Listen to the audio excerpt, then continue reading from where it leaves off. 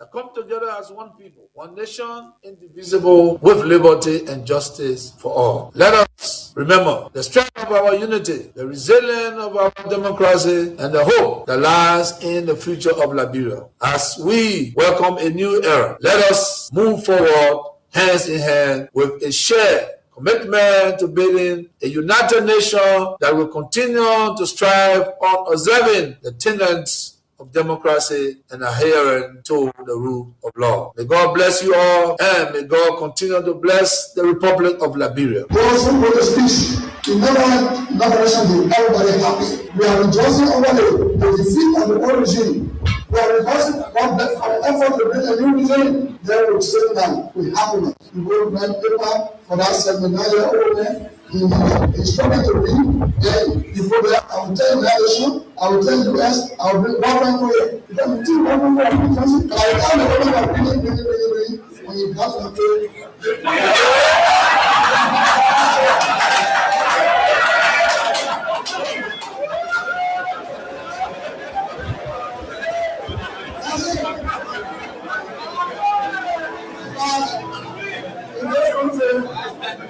When you elect a clown and you think that he will be a king, what he does is to convert the kingdom into a circus. This is what we must deal with, and this is what we must say. Who do we elect into our public offices? Because, as I've said before, when you allow hyenas to take care of goats, why should you be surprised when the goats are eaten? This is the same. And Africa is only going to realize our potential in all areas when, by dint of choice, we enable and allow our best men and women to serve in different areas. I've heard it being said about Lee Kuan Yew in Singapore. I've heard it being suggested about Mahathir Mohamad in Malaysia. I've heard it being said about Japan. I've heard it being said about other countries, but there was a conscious decision on the part of those individuals and the followership. We always talk about leaders, but we never talk about the followers. The followers must also style up. Africans on average are for some reason attracted to thieves. Africans are for some reason attracted to men and women who cannot serve her. And when they are not served, then they complain. When Africans are told, choose you now whom we shall release, Jesus of Nazareth or Barabbas, they say release Barabbas. And when Barabbas behaves like Barabbas, they say, why are you not behaving like Christ? It cannot be done. In May of 2001, signed a second of two executive orders, number 13213, Defense Exhibit D310, in which it was stated, and I quote, the government of Liberia's complicity in the RUF's illicit trade in diamonds and its other forms of support for the RUF are direct challenges to the United States foreign policy objectives in the region, as well as the rule-based international order that is critical to the peace and prosperity of the United States. Therefore, I find these actions by the government of Liberia contribute to the unusual and extraordinary threat to the foreign policy of the United States described in Executive Order 13194, with respect to which the President declared a national emergency. This executive order did not say the alleged complicity, it concluded the complicity. The conspiracy was born, all systems put into motion, and here I stand today. I never stood a chance. This is the broader contextual matrix that regrettably did not and still has not seen the light of day in these proceedings, despite the gallant efforts by the defense to unearth and reveal the contextual framework behind the charges against me. Now, with the two executive orders, the dogs were let out, so to speak. What followed was a dispatch of the attack pack led by Lieutenant Colonel David Crane, Defense Intelligence 30 years prosecutor. He, Crane, unlawfully unsealed the court's sealed indictment to his handlers, senior U.S. government officials at the U.S. Embassy in Freetown, and was never held to account. The rest of the operational team are Colonel Brandon Hollis, Defense Intelligence, CIA, U.S. Air Force, Senior Trial Counsel, and Armed Prosecutor. James C. Johnson, U.S. Army expert, 20 years, unconventional and special operations, Chief of Prosecutions for the SCSL. Alan White, 30 years, Defense Intelligence, recalled from retirement to head up investigations at the Special Court of Sierra Leone. Stephen J. Rapp came on board as chief prosecutor for a short time with experience from Capitol Hill, where he served with a U.S. Senate Judiciary Committee sometime before. It came as no surprise to me that as a reward of sorts for Stephen Rapp's diligence in the execution of U.S. foreign policy objectives through these ad hoc tribunals, he was appointed U.S. Ambassador at large for war crimes issues. In support of the contextual framework of politics, on February 8, 2006, Lieutenant Colonel David Crane, prosecutor, appeared before a U.S. Congress Subcommittee on Africa, Defense Exhibit D-404, and spelled out in clear terms the decision taken in support of regime change in Liberia and what needed to happen to solidify that process. There was little mention, if any, in his testimony about Sierra Leone. And here is what he said. I posit that 5 years from now, when the international community is challenged by other crises, Taylor in Calabar, under the protection of Nigeria, will make his move. We will wake up one morning and watch on CNN as Taylor rides triumphantly down the main street in Monrovia to the executive mansion, daring all of us to come and get him. Unless he is handed over to the Special Court for Sierra Leone, this scenario is not out of the realm of possibilities. He then asked, how do we assure Liberia's future? And he answers that. Ultimately, he says, what we do about Taylor in the next several weeks will determine the fate of Liberia and the new administration of its president, Ellen Johnson Sirleaf.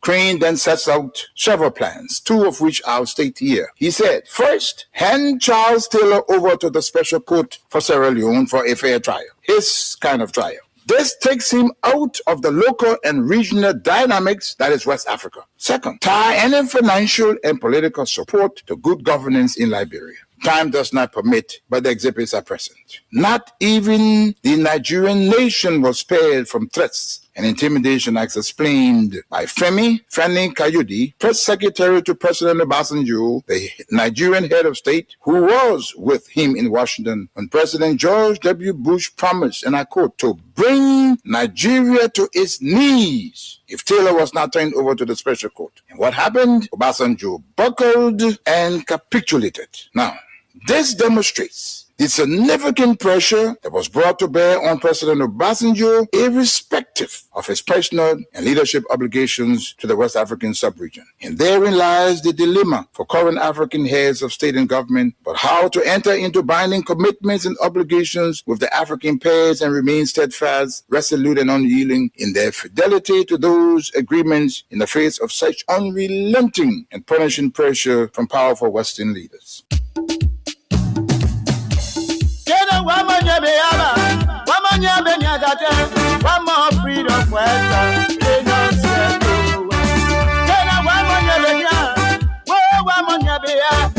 more freedom for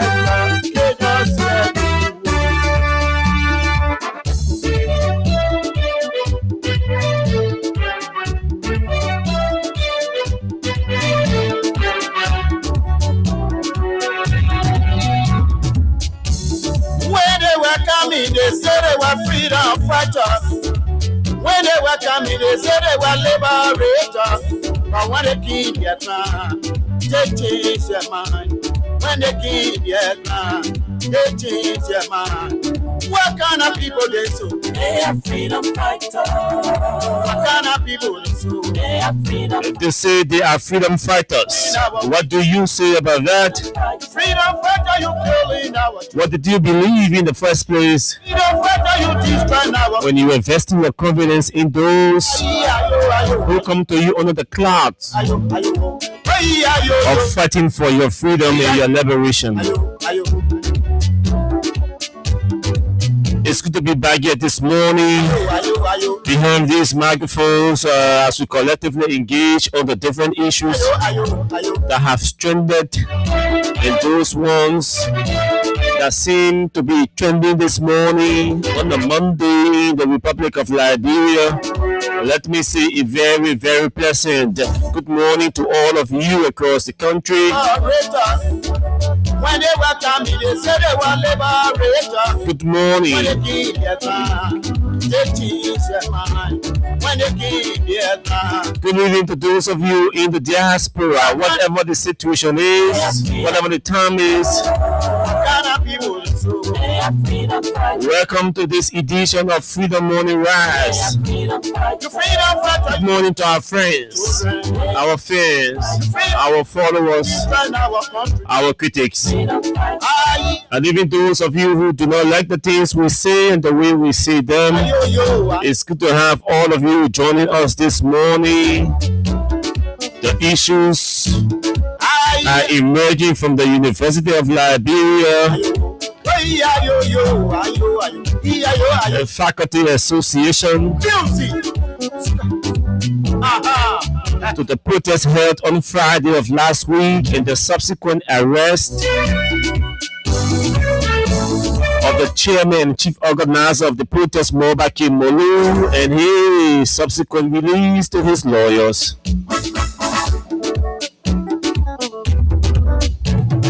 The ongoing investigation in this 19.2 million cocaine. We told you we're not leaving, we're not shifting our eyes or cameras of these investigations until we see the logical end. There are still questions that the government or the investigators need to ask.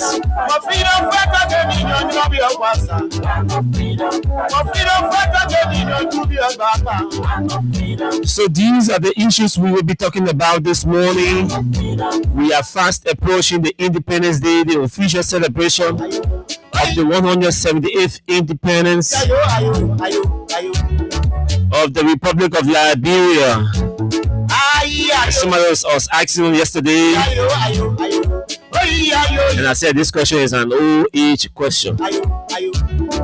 As old as we are, what do we have to celebrate? What will we be celebrating on Monday?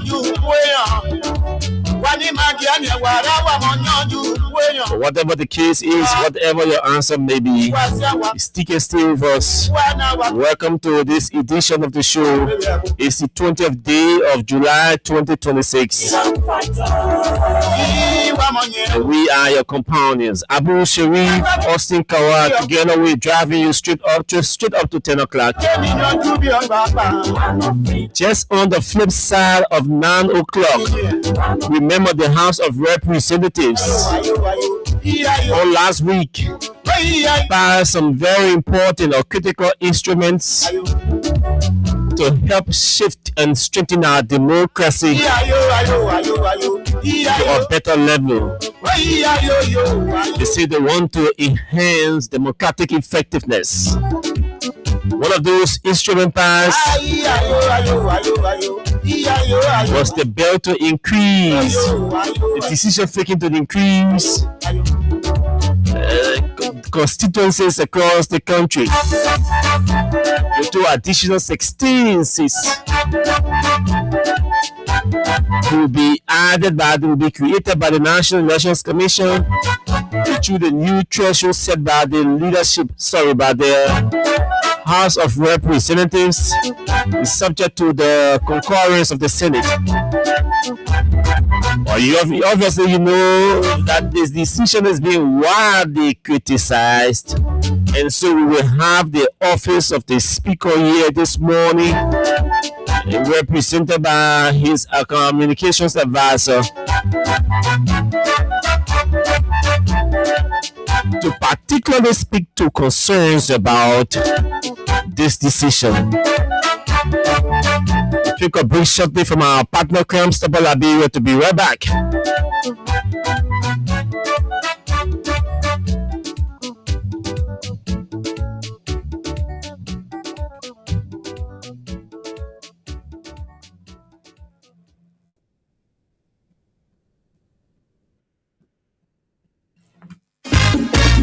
We want peace in Liberia. Peace in Monrovia. Yo, hello.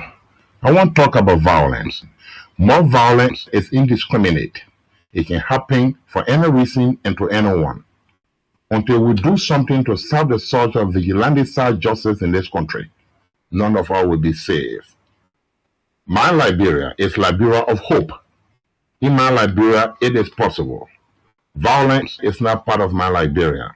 Violence leads to property damage, injury, or even death, as we have seen in recent months in several parts of Liberia, including Monrovia.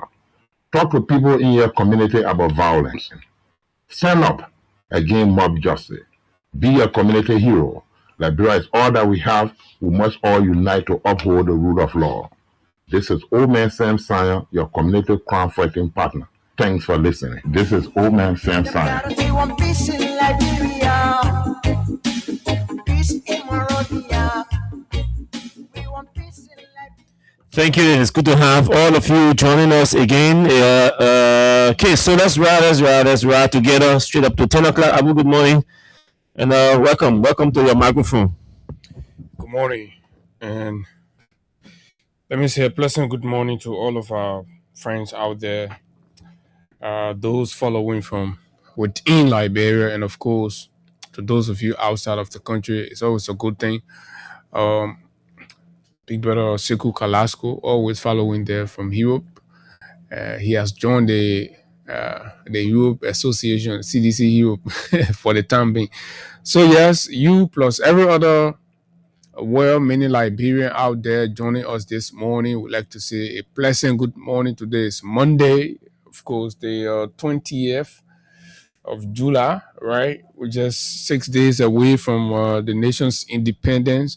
And it is a good thing to sit here again once more to begin another round of our conversations about the issues that matter to our country's growth and development. It was a very interesting weekend of football, politics, and stories of betrayal, stories of resilience, stories of patriotism as they were being tested, stories of resilience as we're seeing in the battery factory area there, people standing up for themselves, and all of those things happen.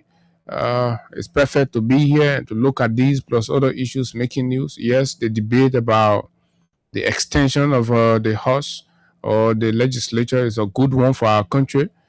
And every conversation about whether the timing in terms of the proposal to extend by 16 seats, and all of these debates are on while the leadership of the House is securing agreements to construct an annex, which is also a very beautiful thing. But we're going to be here, and it's good that the folks will come here together to make sense. We're not fighting, but to understand exactly what is happening and why certain decisions are taken in certain way.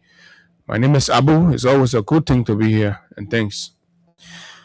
Okay, so we can move on, but I'm trying to get to Eric Pattern. It seems like I'm not getting him via WhatsApp and his regular number. But let's read. So I will be reading the statement while I try to establish contact with him. The statement from the UL, yeah, the UL, offer. Oh, so. Yeah, okay. So I don't know. I think the president should be on his way back now also, right? So it's important to let you know that the president traveled over the weekend to Sierra Leone to attend the ECOWAS summit. The 69th ECOWAS leadership summit was right here nearby, and the president had to fly there with with a private jet. They say, yeah, the private jet thing has become a normal, regular thing. So I'm trying to get the UL statement. I put it somewhere. Let me see quickly. Okay, so we can get that for you. But basically, the cause of it all is that the leadership, the University of Liberia, faculty, right? Faculty and Staff Association have threatened go slow, right? Is it go slow, or they're going to okay. I think this is the press statement right here. It's a press statement for immediate release. Offer and OSA leadership declare vote of no confidence in the UL president, the acting vice president for fiscal affairs. That's our man, right? We are man. Especially you said that me, man. How you calling? That guy that can be talking erratically. He used to be with Nuka. How do you call him? Otoni? Otoni is the vice. Where was he elevated? I think he was. Maybe he's not, but okay. I think he should be right, Chalo. Or he's doing one of the colleges for fiscal affairs and finance, and the associate vice president for human resource declare indefinite disengagement until all demands are fully implemented. So they have declared vote of no confidence in these three people, including the president, the fiscal affairs, and the human resource, right? I sure Tenny should be somewhere inside the play, but right after you vice president for finance and fiscal affairs. I think I saw that decision was made. One time there was some agitation against somebody said he held a salary. You can remember that time? Yeah. Some full leak recording came up. Yeah. You were asking people for kickback and stuff. Yeah. So the members of OFA and OSA convened in the regular General Assembly on Friday, July 17, 2026, have unanimously passed a vote of no confidence in the President of the University of Liberia, the Acting Vice President for Finance and Fiscal Affairs, as well as the Associate Vice President for Human Resource.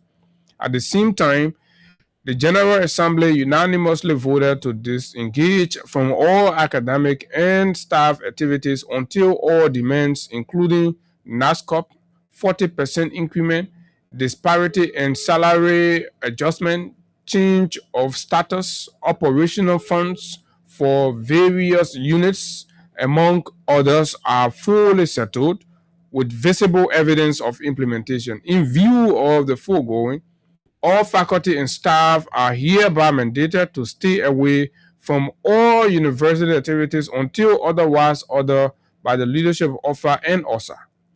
Any member of the faculty and staff found to be in violation of this decision will face the full wrath of the leadership. Also, all supervisors and all vice presidents are cautioned against compelling any member of the staff or faculty to engage in normal activities against the will of the General Assembly.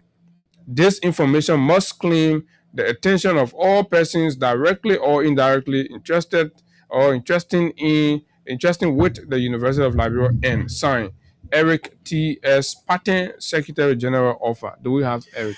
Yes, sure. And we have the Secretary General of OFA on the line to speak with us concerning these issues. Eric, I'd like to say welcome to the show. And thanks for always availing yourself to speak with us. Thank you, Austin. It's a pleasure always. Now, there are some key phrases here. While Abu was reading the statement that I was online to seek clarity as a way to begin this conversation, so we don't understand it out of context. Now, the first thing you say, you're casting the vote, or you've passed a vote of no confidence in the president, the vice president for finance and fiscal affairs, and associate vice president for human resources. Vote of no confidence. You want to explain that? What does that mean? Well, the decision of the faculty and staff is that those persons lack the ability to provide administrative direction for the University of Liberia. Their tenure have caused more problems for administrative and academic operations than we even had. They have demonstrated incapacity. They have demonstrated insensitivity to the issues that we are discussing. They speak to us very condescendingly. They lack respect for faculty and staff. They feel very supreme. They take any decision as they wake up in the morning. they do not adhere to any policy and procedure of the University of Liberia in the form of a triangle, President, Fiscal Affairs, and HR manual, and no other person at the University of Liberia speaks against their policy. They do whatever they want to do. They do not follow established policy, as we said, established rule as to how decisions are made at the university. They are operating dictatorial tendencies. They have demonstrated that the University of Liberia has no vision. The president has failed to present in 1.5 years a strategic plan as to where the university is going. As we all know, January will make it 2 years, and she says she's there for 4 years.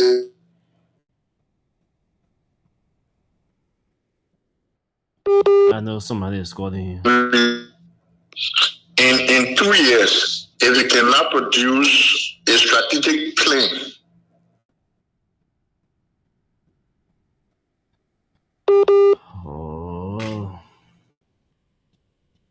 Okay, so let me get Eric directly.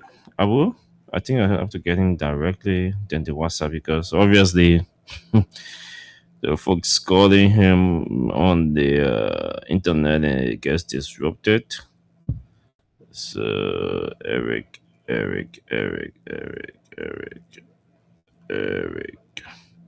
Folks, please bear with us. We're trying to speak with the Secretary General of OFA. This is an important matter as we head towards the Independence Day celebration. These are some of the challenges that will continue to face. State University continue to protest, lay down their chalk. These are concerning issues. So it's important as we celebrate our Independence Day. Okay. Yeah, Eric. So we had to. Yeah, I know. So just continue from where you stop. Even though we can go into the detail of the other issues. For example, talk about some policies that you think that have not been honored or respected, by the administration. I just want you to please some of the phrases in context. As we said, the president, these issues that we are discussing about have been existing. As a report, the president came in 2025, where we were already on a go slow. January 2025, the government intervened that there was a new president. When we resumed in our assembly, the first thing that happened in that assembly, the president spoke to us very condescendingly. But because the government of Liberia had already intervened, we chose that we would take the part of the government appeal and we'll continue and will not consider a condescending remark to the General Assembly. But then our colleagues took it very seriously, but the leadership at the time appealed. That look, the government has intervened. They said they would do some things this year. Let's give it a chance. Let's listen to the Minister of Justice and the government of Liberia. So we allowed it to flow. In 2025 of this July, the same year, we placed those issues before her. As she said she would have, had a pathway to resolve them. But then in July, we had a General Assembly where we made a request about her issue, giving a pathway, a timeline, how to address those issues, given that, she had passed 100 days being in the presidency of the University of Liberia. She failed. Eric, can we talk about the issues, the specific issues we're talking about? I want to give you the issues. So some of the issues, for example, we had our NASCOP, right? Mm-hmm. So NASCOP, since 2012 to 2021, December, the university received our full payment for salary, including the NASCOP, the full salary. So they were supposed to deduct the 4% of NASCOP, and we made it. Whatever Gaswa Jackson and all other persons who were finance officers at the time did with that money, till today it does not reflect on our NASCOP registry. You mean the current Auditor General? Sorry, I have to ask for clarity. Yes, the current Auditor General. Okay. Whatever they did with that money in the University of Liberia, they cannot account today. It is not registering on our NASCOP registry. At the same time, the university has earmarked over 270 persons who they are issuing letters for retirement. Some have already started dying because of the confirmation that they do not have any money. In fact, the new NASCOP app that was just launched. When the people checked, some of them who have been there for over 25, 26, 30 years can only 1 or 2 months payment registered on the app. So, and we had warned the university that you will not retire, but my partner is saying, no matter what, she is the ultimate voice. Whatever she decides to do, she will do it, and then her retirement plan stands. The 2021 memorandum of understanding, we had an agreement with the government of Liberia for salary increment. They provided a portion, and they were supposed to augment it to the full amount. So till date, when the new government came in 2024, they said they were just coming. 2025, they said they were just coming. In fact, the president of the University of Liberia made a promise that it would have been in the 2026 budget because we engaged during the process of the budgetary process. In January, when we engaged her, she said she was waiting for the budget to be passed. In February, when the budget was passed, we engaged her, she said she was waiting for her budget numbers. In March, when we engaged her, she gave us check. She said, government put money there, I can't give money, I will not take it for anywhere. There are disparities. I mean, the issues, we will release our resolution, we have the detail, but the issues are there. What has happened at the university under this president is that the president does not care. The only thing the president cares about. But Eric, what has been the intervention from the government of Liberia? I believe at some point the government got involved in trying to mitigate whatever was a standoff. I mean, what did they intervene with? So, my dear brother Abu, the thing about the government is that the Minister of Justice was designated as mediator. The first time he came with, there was nothing done. The second time, when we met him the last time, he himself was very shocked and very perplexed. He felt that, I mean, they were making intervention and thought that the president had issued instruction in the university administration would have endeavored to make sure that even some of these problems are resolved, but they have done none. The university administration seems, I mean, unconcerned. So every step of the way that we engage with the university administration, we alerted the Minister of Justice, we alerted the board. Even to the point where President Mapaya was clear that she was not responsive, we wrote the Board of Justice 2 weeks before our General Assembly for audience. The board replied that they received our letter, they were going to find time to meet, or they didn't meet until after our assembly. So that means even the government has not been paying real attention to your concerns. But dear brother, it would surprise you to know that for over 6 months, we have tried to even meet with the Minister of Finance. He would never make himself available. Wow. They only, sometimes they think that, it's out of politics. But the disappointment for some of us is that these people graduated from the University of Liberia. In my lifetime at the university, only one finance minister I've seen that really expressed the interest at the University of Liberia. That is former finance minister. There's a man when we have problems in the past, he will walk to the university. He will ask the questions.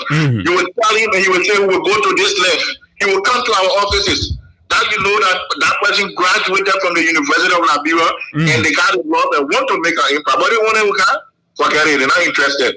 What about the 40% increment that you talk about? Was that a promise made by the president, the new administration? It was a promise signed by MOU in 2021. They are fully aware of that 2021 memorandum. Okay. The government is a government of continuity. They assumed the leadership of the Republic of Liberia, and they are supposed to fulfill. Those were some of the things in the pipe, for the CDC administration, and then the new administration took over. They're not trying to commit themselves to it. Is that correct? No. Most of the things they inherited, they are withdrawing from. They don't want to implement that, and we are. And why do you think so? Well, we do not know, but these are things that affect our welfare. These are things that we are concerned about. Can you imagine we are buying our own shit from the very salary we're getting? We buy our own gas. When the bosses at the university got no fuel, people rally from the salary because the university administration can provide fuel. When the buses break down, people rally to repair the buses because the university can provide money for maintenance. But students have begun murmuring in some corners. We've started eavesdropping on some students' comments, and they're saying that the faculty and staff are being selfish and only caring about themselves. And this time around, they're not going to stand with you. I mean, are you concerned about where the students stand in all of this? Liberia is a democratic society. Besides that, as professionals, we don't use students for our cause. We do our thing independently. So whoever students feel that they feel but they believe you are acting against the reform of the president. That the current president has been instituted reform. Let them point to one reform, except for the fact that Mapaya has not lived up, but the faculty continue to engage. That's why they have vacation school and the 2 semesters they have had. Not because Mapaya issue any other thing. So let them point to the difference. If they have water in the bathrooms, fine. If they have buses, fine. If they have classrooms that are not leaking, fine. If they have classrooms that are not hot, fine. If they are not going in the bushes again, fine. So they should put their parents in the position of the faculty who are dying, but the families cannot get the benefit from NASCA or other benefits that they're supposed to get. They should put their parents in those places. I'm sure if they were in the shoes of their parents or their brother or their loved ones, they wouldn't be making those statements. So for them, their concern is to go to school. Our concern is, yes, we are standing for ours. Our health matters, our life matters, and our family too are humans. Now, finally, let me ask you in clear terms to the understanding of the ordinary person listening to you. What does disengagement mean? Because you say you are unanimously voted to disengage from all academic and staff activities. That means anybody who wishes to do anything with the University of Liberia is out of any working environment. Everywhere is closed. We are not going to do anything clerical or academic work. All chairpersons, all directors are required to stop and cease operations because they are members of the Faculty and Staff Association. There's no bus will ply the street, no driver will report to work, no staff will report to work, no faculty will report to work. Nothing will happen on any of the campuses of the University of Liberia, and that is our clear mandate. Is there any room for reconsideration? Well, we have had many reconsideration. The difficult thing about this new mandate is that the people have said that we have repeatedly gone on go slow and go back without anything. We go back and go slow, and the same issues keep coming through. So this time around, when they make this decision, unless things are fully resolved, we should not call any other G. So what's your definition of things being fully resolved? Mapaya being fiscal affair goes, or HR goes, the issues we have here, the government resolve them, and then we call the people back to assembly. Who's the finance person, the fiscal and finance? So the acting fiscal affairs man is Mr. Tenney. Lester Tenney? Yeah. Oh, wow. Okay, Eric, we hope you can share with us the full resolution that you signed and to enable us, run them through, elevate them through the public so they probably have an understanding of what exactly you're talking about. But also, Eric, just before you leave, man, what exactly is Lester's own crime? My dear brother, as you may be aware, sometimes in the past, the faculty declared a vote of no confidence because of the manner in which Mr. Tenney conducts himself in relationship with individuals.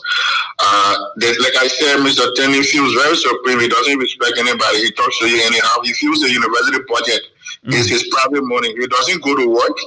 When people make requests, he calls you, he talks to you in a very denigrating manner. He reacts very when Austin he feels that he has issue with Austin, he will reduce Austin's salary, which is by law not supposed to be reduced. When he feels he got issue with anybody, he will stop your salary for 2-3 months. Because he feels that he will punish you and your family since he has issues with you.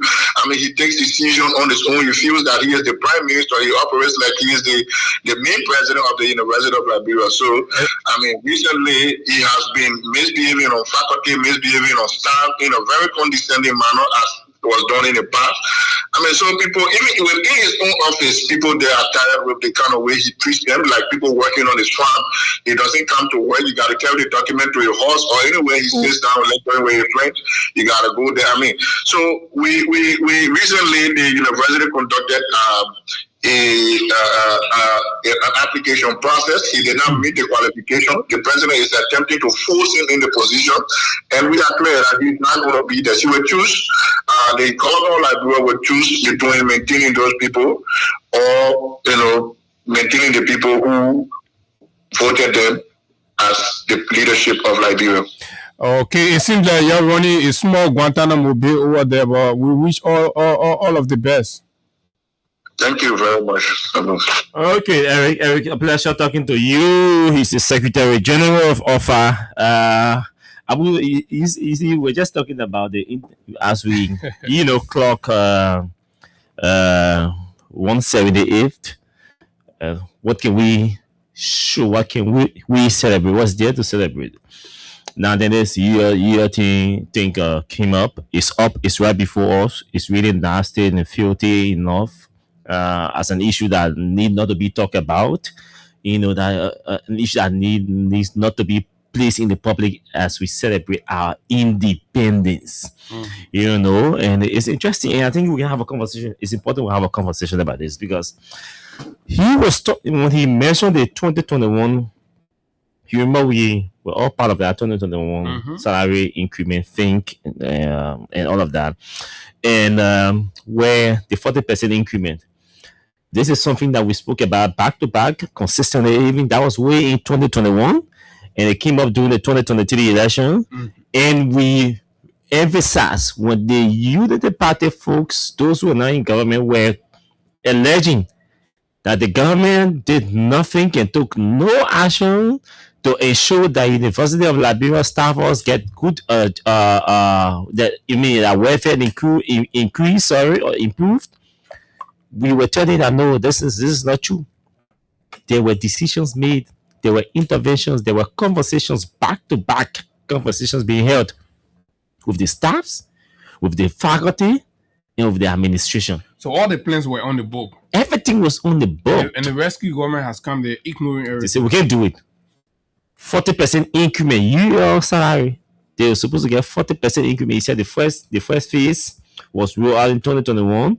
And then 2022, and then we went to election, and then the current government took over. They're supposed to continue with with that pace. They're saying they can't do anything about it, And so this is where we are. Interesting part he spoke about, right? NASCOP social security is a very important, contribution that any worker will make.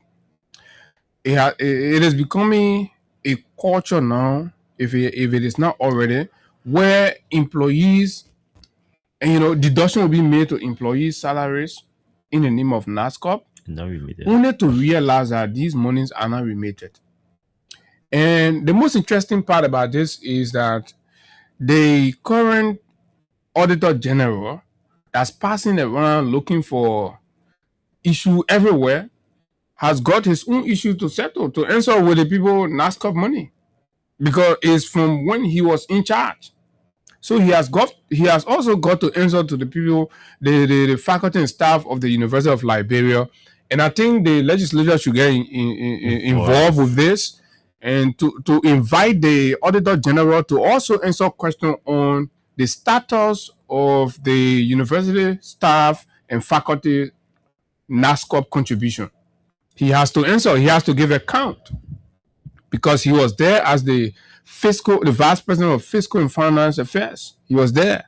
I can remember when we were in the university, he was obviously there. So all the deductions that were made, right? Gaswa should go and make himself available to answer, because the people who there now got to be suffering for what he was collecting. So that's one point.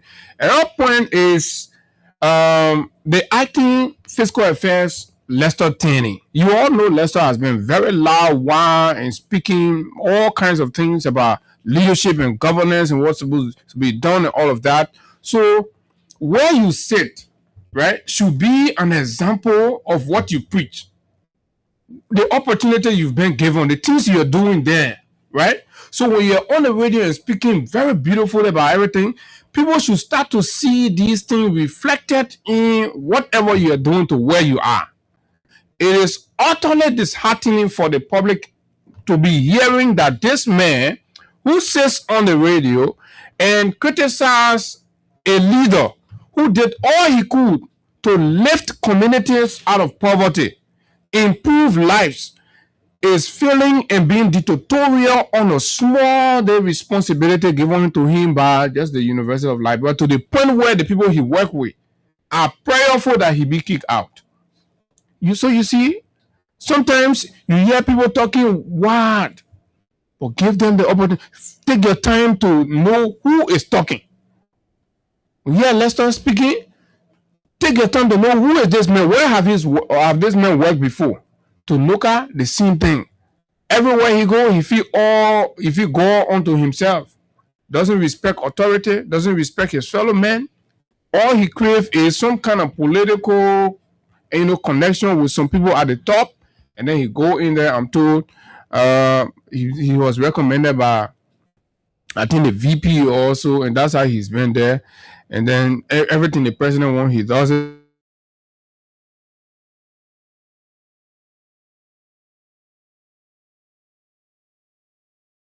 Just the staff and the faculty, I understand the concerns of the student. A lot of the students leader and now over the weekend spoke and they were saying, oh, they want to go to school, blah, blah, all of that. Yes, we understand. But equally, these people, when they finish teaching you, when they're retiring, they got to look at something they gotta have something to look at. And to ensure that, it has to be now. So the action is not about you. The action is about the ineptitude of the leadership. So they want to fix that. You see, I will say this morning, right? I'm beginning to understand why people like Prophet Keaton, people like Yekeden, people like Costa, that used to be cursing national leaders. I'm being serious about this morning, this comment. Because, come to think about this, you are retiring over 225 professionals. Human beings like yourself. And you care less about the decency. You care less about their survival. How they survive after they are retired. Retirement is a decent thing. In our global labor practice, retirement is a decent thing. That's what people say. That's what they say, decent work bill. Retirement is decency. That's the end part of labor. It is supposed to be decent. You can't retire somebody who hears about his or her retirement and he or she only has access to 2 months after working for over 25 years or after reaching retirement age of 65. And you are deducting 4%. You deducted 4% from somebody's salary for over 15 years, for over 25 years, and they are retiring, and you can only get them. They can only see 2 months on their NASCAR platform, and some of them nothing, and some nothing. And you think we are supposed to be celebrating the nasty system we have in place called government? We can't. It's painful. Extremely painful that people will work, professionals took the time, made the sacrifices to go to school, get trained, and taught for many years, impacted knowledge into the very finance minister, the current finance minister. There are people. And to get a decent. We are getting report about an ongoing protest at the National Housing Authority. We will see behind the scene what we can gather around why there's a protest, but just to update the public. So you see, Friday was a protest for multiple things. UL students, the UL staffs and faculty have laid down their chalks. They said they're not going to class until their demands are met for better welfare. NASCAR employees or housing employees were told, are protesting. So we gather the detail will show before the show ends. These are the issues. 26 is coming. Everybody wants the 26. People who work there are supposed to get paid. You retire somebody at 65 or 70 years old and say, go sit down home. I mean, also serious. We start processing your payment. Okay. Serious. Let's play what she's saying. The staff. Let's play what she's saying. Let's hear what she's saying from the National Housing Authority.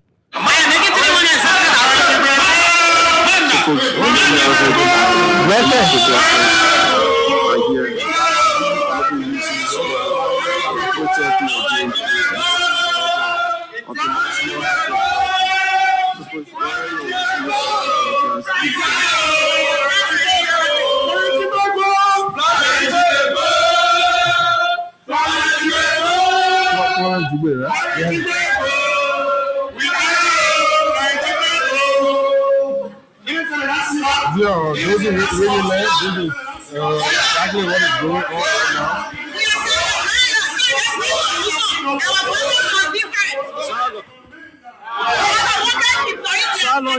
How long this is going to last for? How long? 1 week.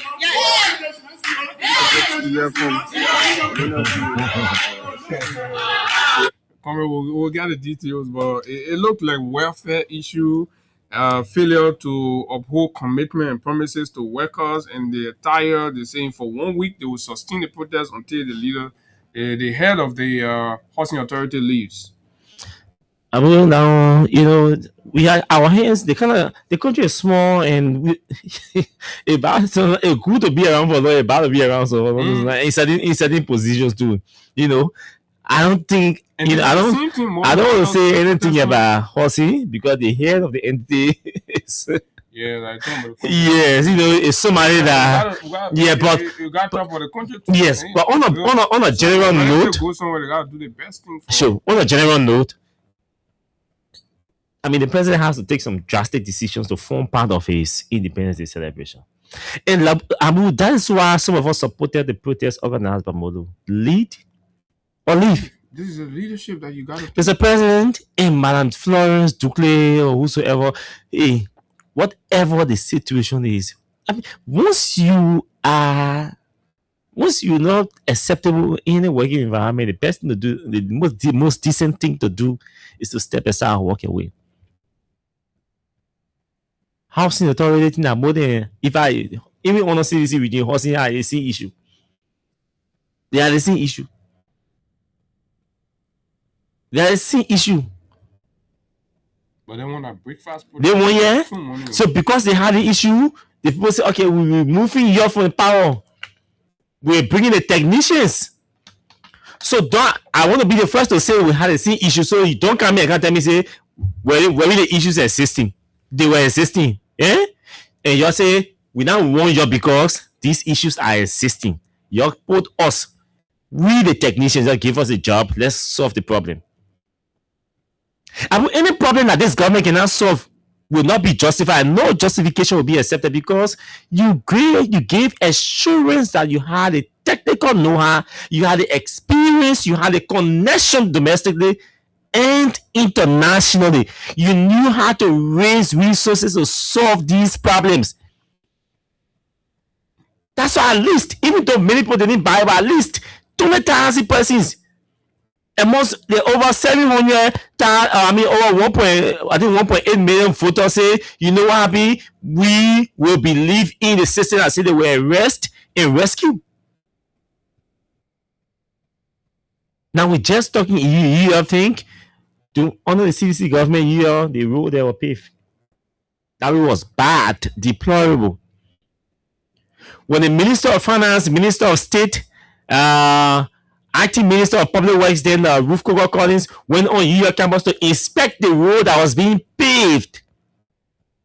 Students allowed themselves to be manipulated under the guise of advocacy. And they boo at the team, the Minister of Finance then, Minister of State then, and Acting Minister of Public Works, Nathaniel Magill, Samuel Tour, and Ruth Coker Collins. They were booed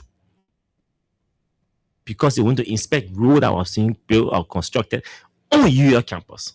Some of the very issues that they protested for before. The problem was being solved. They went to boom. Yeah. We say that democracy. Yeah, we say that democracy. New bathrooms were constructed, new ones under the demand of the faculty and staff. And when we start seeing running water down there, Joe, we are saying they're having free tuition. I don't want no nausea. Nobody going to stay on to register if you eat butter. Send out to your house in your bed, you can use 50-cent data and plan your courses and access your grades. These people in power today criticize all of those things. And guess what? We had to go through that for 2 years plus before free tuition was announced. Free tuition is announced, it means the burden is less or should be less on the government. How can they not solving the problem? No, free tuition was announced 2018. 2019, sorry, 2019. It took effect 2019. Yeah, 2018, I can remember we were on the campus. That fateful 2019, yeah. afternoon, the president is thinking, you know, Mao was the student leader, Mao was my friend, so we were, the whole process like that. But whatever, the point is that intervene, you are listening here then. Because Eric said the former finance minister was always running on that campus to have conversations. But guys who US students can be kidding themselves for. He does not really avail himself and to this is have the a second meeting. term as finance minister. Yes, still. But remember, after 12 years, the Unity Party left the university dilapidated. Yeah. Broken down, terrible, backward, right? The CDC came in 6 years and all of the agitation was directed at the CDC government. So there were listening interventions. We were there when the pavement on the Capitol Hill campus, that place used to look like Manekoma Highway. The pavement was done right before all of us, right? Interventions were made and you know, renovations were done on the main campus. There were regular painting. That's when the 20% was the president then. Yeah, there's 20% increment. Even came out of the 40%, they did 20% increment. All of these things. All the things were being rolled out gradually. And then the reclassification, I think it was there under that same arrangement that they issued the reclassification of staffers and faculty members and all of that. You know. Exactly. So this is where we are. So the change makers, the steps were taking, interventions were made. The people who said they were coming for change, and then the most dishonest part of it all is when our people try to ask them for accountability. They see as an option. Yeah, no, they say the people are being political. As soon as the Phoebe nurses start to speak, they found way to make them look like they are seditions. As soon as people ask the government for what they promised, they say you're sedition. It wouldn't go far. They will find way to stereotype the guys to the housing authority again. And this is bad. MCSS people, when they come out, they say, oh, the issue, blah, blah, blah, government. Regular issues that people will take up with government, they will find a way to put brand on you. And you are not solving the problem. You can go ahead, you throw petrol bomb, tear gas, whatever to disperse protesters, but the issues still remain unresolved, and the people will still agitate, the people will still speak out until you begin to demonstrate the willingness to listen and make small interventions. And the interesting thing about it is that the UP folks, the current folks in power, made the entire population to believe that protest is an alternative, is a way out. Yeah? You made the country to believe that protest is the best solution. Protest gives you the best solution. So you can't get vexed or get angry over protest now. You can't stop it because everybody in government offices will start protesting when the issues cannot be solved. We're told that the Ministry of Information, the people are gearing up. I think they're cooking nonsense. Yeah, so I mean, the government, you have your issues. Next week you'll be all day. I will try booking in beginner, which you know, nowhere. All the small guest houses are all filled. People living in apartments and renting apartments. But they go play independent game in they play the Kevin 60 beginner. Imagine beginner. Everywhere is still in beginner.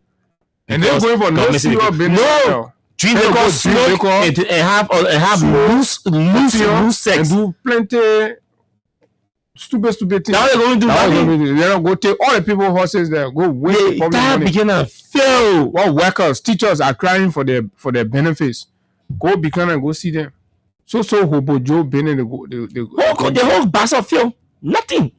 You can get if people NGOs are postponing or rescheduling their training sessions and all of that from Basel to nearby counties because there's no guest house available because Independence Day celebration with nothing to show.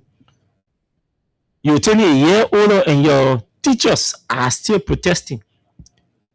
We just informed that the MCSS teachers are also coming out soon.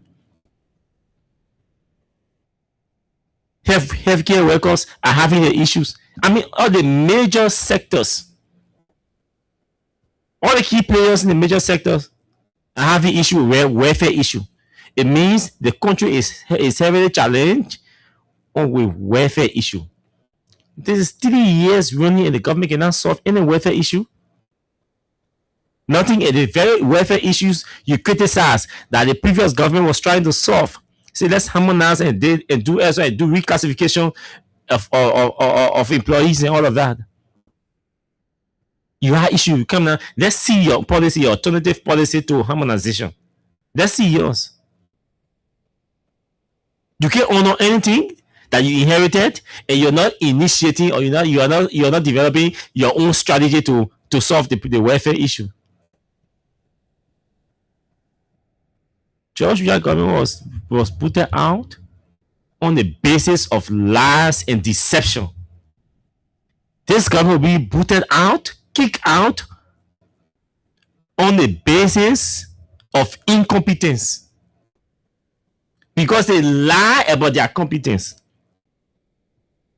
Now they are showing that they're incompetent enough to solve any problem. The only thing they have done very well is to hold critics and put them behind bars. As soon as you criticize them, they will arrest you to put you behind bars. Prophet Key. That's all. And all the other people. They take you from your job. They go after you. They surround your home with armed police officers. That's all they can do. And they deny you contract. Do you know what it means to survive in this country right now as a critics? Like what we are doing, you think that small sacrifice we're going to, right? But we're not giving up. At the end of the day, the Liberian people will be the judge. That one will want to sit down and listen to the guys saying, "Oh, look, a lot of the folks will bend back war to survive, but it is not an endorsement of what you're doing." No, there will always be the democratic period for the people to feel free and express themselves. And that is when you start to see the living expression of the people self, and then you be like they're betraying you. No. And even some of the Kanios who join you, maybe leading you into the area, exactly. You know, to go back because they want to survive. The energy that Kanio had compared to now. The energy level is going down. In fact, the organization that was put together, you saw that when they were launching the organization. Yeah. All the human beings that were part of that launch, I bet you now, they all left. Right? Even though our man went public with his resignation, but the other guys, a lot of them have left. Yeah, the other guys said they walk away. The whole socialism movement is dead now. When you're passing around, when you go to one person office, it may be men like that. At the end of the day, you think the man please 100%. Survival. The man doesn't want a contrast to be under threat. The other thing to be under threat. But if the space was provided where people will not be witch hunted because of their views and their opinion and what they say, you will not see anybody. You will not see anybody because you are miserably failing the country. Miserably failing. Look at the embarrassment that happened to Jimmy Carroll. Look at that. The community had to visit from 6 a.m. to 1 p.m. Your police say you can fire tear gas finish. Community people chase them. Barehanded. Grab them and they begging for mercy. So you see, we're all Liberians. Not because you're wearing a uniform or people try and then you go up. You must. I was telling somebody, I said, look, Gregory approach, and I know it's not to a larger extent in conformity with undue policing and all of that. He's a man. When it comes to delivering for politicians, he can do that very well. But at the end of the day, you must be guided by principle. There are a lot of ways. You need to sit down and reorganize the police approach to situations like that. Every time you go. So you are building the community resistance. You are building them because people already know your approach. As soon as you hear police coming on, then you hear police coming to intervene to resolve the matter or to allow the law to take a course. In fact, police coming as a party and start firing tear gas. Why even hearing the people out? Yes, lawful enforcement. The sheriff goes there with whatever police officer and they try engaging the community put resistance. So whatever additional police is going there is to meet at that point and try to resolve and save the entire thing. Okay, community post your feet displeased, but this is not the way to address it. So you know what we're going to do? We will not do this now, but you got to go to this panel to see what can happen and then gradually start arranging it. The people start to reason around it. Gradually, conversation can break a lot of things. But the first thing, as soon as people put a resistance, which is obvious, 50 years, 40 years, somebody living in a place, they invest their life. Some of the families are retired. They're there with their grandma, their grandpa, nowhere to go, no job in the country. And then you bring bulldozers, so you come and break it. Obviously, people will have some degree of resistance. So as a government and the leadership, you should design a way to address and approach these ones. And some environments are hostile environments. Very hostile. And you see how that community to have done proper intelligence gathering to understand the hostile nature of some of the terrains that you send your officers in as well. You risk those. So you just risk all the officers are going into. I mean, we're very sorry to some of them. It was so bad. These are other people's parents. Yeah, you don't want to risk law enforcement officers to hostile. You see the danger, but all you care, you just give, and then they want 12 guys. Yeah, and then they will just go there and start doing. And I must commend some elements within the police, in spite of everything that's going on, especially the leadership, the way they're composing themselves. You see, the adoption of that professional posture. What was the issue? They say one person claiming, all the way, the whole place of Jimmy Carroll Bridge, all the way going down to Bachi Fachi, going, it's all kind of thing, man, crap. Yes, they did say so suspicious. And our judges, the government, we have to have a national conversation around this thing. Yeah, land redistribution. At that point, the government has to step in. All these people that are sitting in America or wherever that get claim to all these things, you need to set up a team to start inviting these people to start to have constructive conversation, and then the government handle it from that level. And that way can solve that problem with ease along the housing authority. And I was telling one of our colleagues the other day, I think it was on that Friday the protest, Saturday was the protest, right? Then I say, you see, he said, we need to take the land from the people in. We need to discourage them. I said, so how do we discourage them from coming here with their claims when they claim that they have legitimate title? What is the LRA doing along with the housing authority or land authority? Mm-hmm. So let's liaise with the land authority, the archives, and LRA. Look, everyone, how you get that kind of law all the year? You even pay tax on it. Thank you. Because when the land authority and archive come together and do the proper documentation and everything, profiling of the different properties, and then for the real owners, you send the bills, the property to the LRA will build them for the town, and you package that bills and send the bills to them. Yeah, let them pay those bills. They can pay the bills. Then before you can start laying. When they see 1.2 million bill on a property for over 30 years, you pay tax. They will not come out and clean property here. They will not have clean property.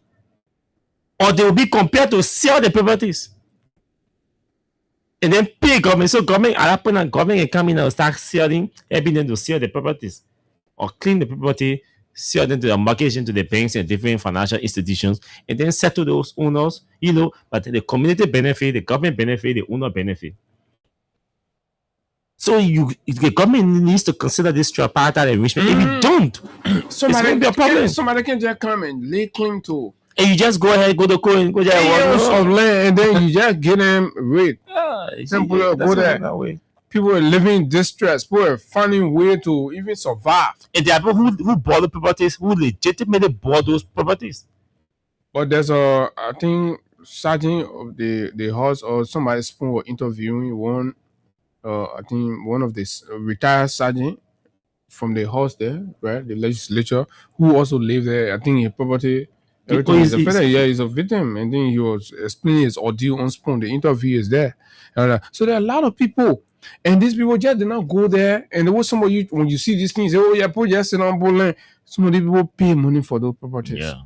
Some people bought these properties with their high-end money. Imagine you bought a property 30 years ago. Nobody 30 years ago, nobody claim it. One day you're paying tax, you're doing everything, you're maintaining the place, you're spending on it. It means you develop, you upgrade it because after 20 years. 30 years. So if you are coming to lay claim and you provide some degree of legitimacy to it, whatever the case, in fact, the legitimacy of these claims are not even tested properly. No. People just come because they have certain, they enter the system and they lay wild claim and blah, blah. And then somebody go and say, okay, let's get the property. And then the government says supinely, and these things are happening. Ever since this government came to power, this has been the modus operandis.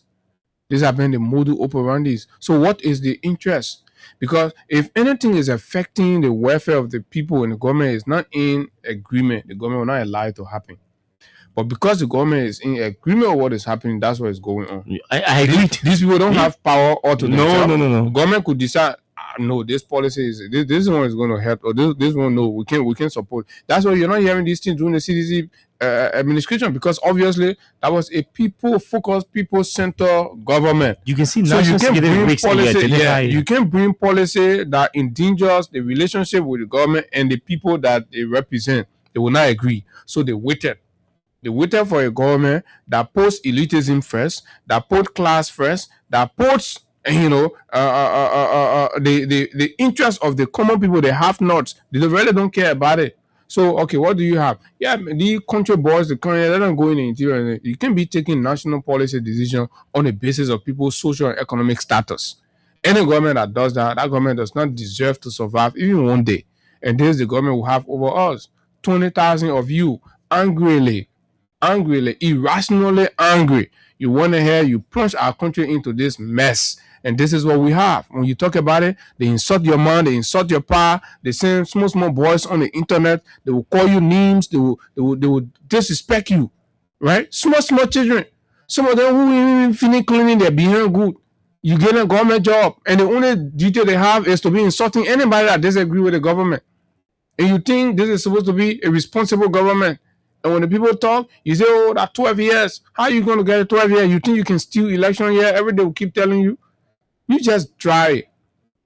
Small little battery factory can give you in a police officer 8 hours. We all got to go there and beg the people before they say, oh, okay, let's leave. Then you can't look at the whole country. The people made decision and say you take election. That one, all the people who you'll be acting against, you got to kill all of them first before you take that election. That's not taking you. Oh, so we can take few calls. I'm sure. I think Vesedy is around here. So let's take calls on 0776 104 104 0886 500 104. Those are the numbers you can join or use to participate on the show this morning on the issues that we spoke about. Just in case we may have slip off something. Yeah, you can bring that up. That's fine. Okay, so let's take calls on these issues. You said no school. Your teacher said no school until government acts. Housing authorities say Florence should go. Let's hear you. Good morning. Good morning. Good morning. Yeah, for security, hello? You're live. Go ahead. Yeah, for security, I'm not common name. Yeah, but I live around the canals they built. Yeah, that is the land issue business. Mm-hmm. Yeah, the government have to take very serious issues pertaining to the land issue business because they are getting rampant in this country. There's a guy called Tony Abacha. Oh, that's it, Tony Menakabagi. Tony Abacha is always in the habit of threatening people for a land business. Oh. And Abacha government is this government was the government that empowered this Tony Abacha man during my Ellington.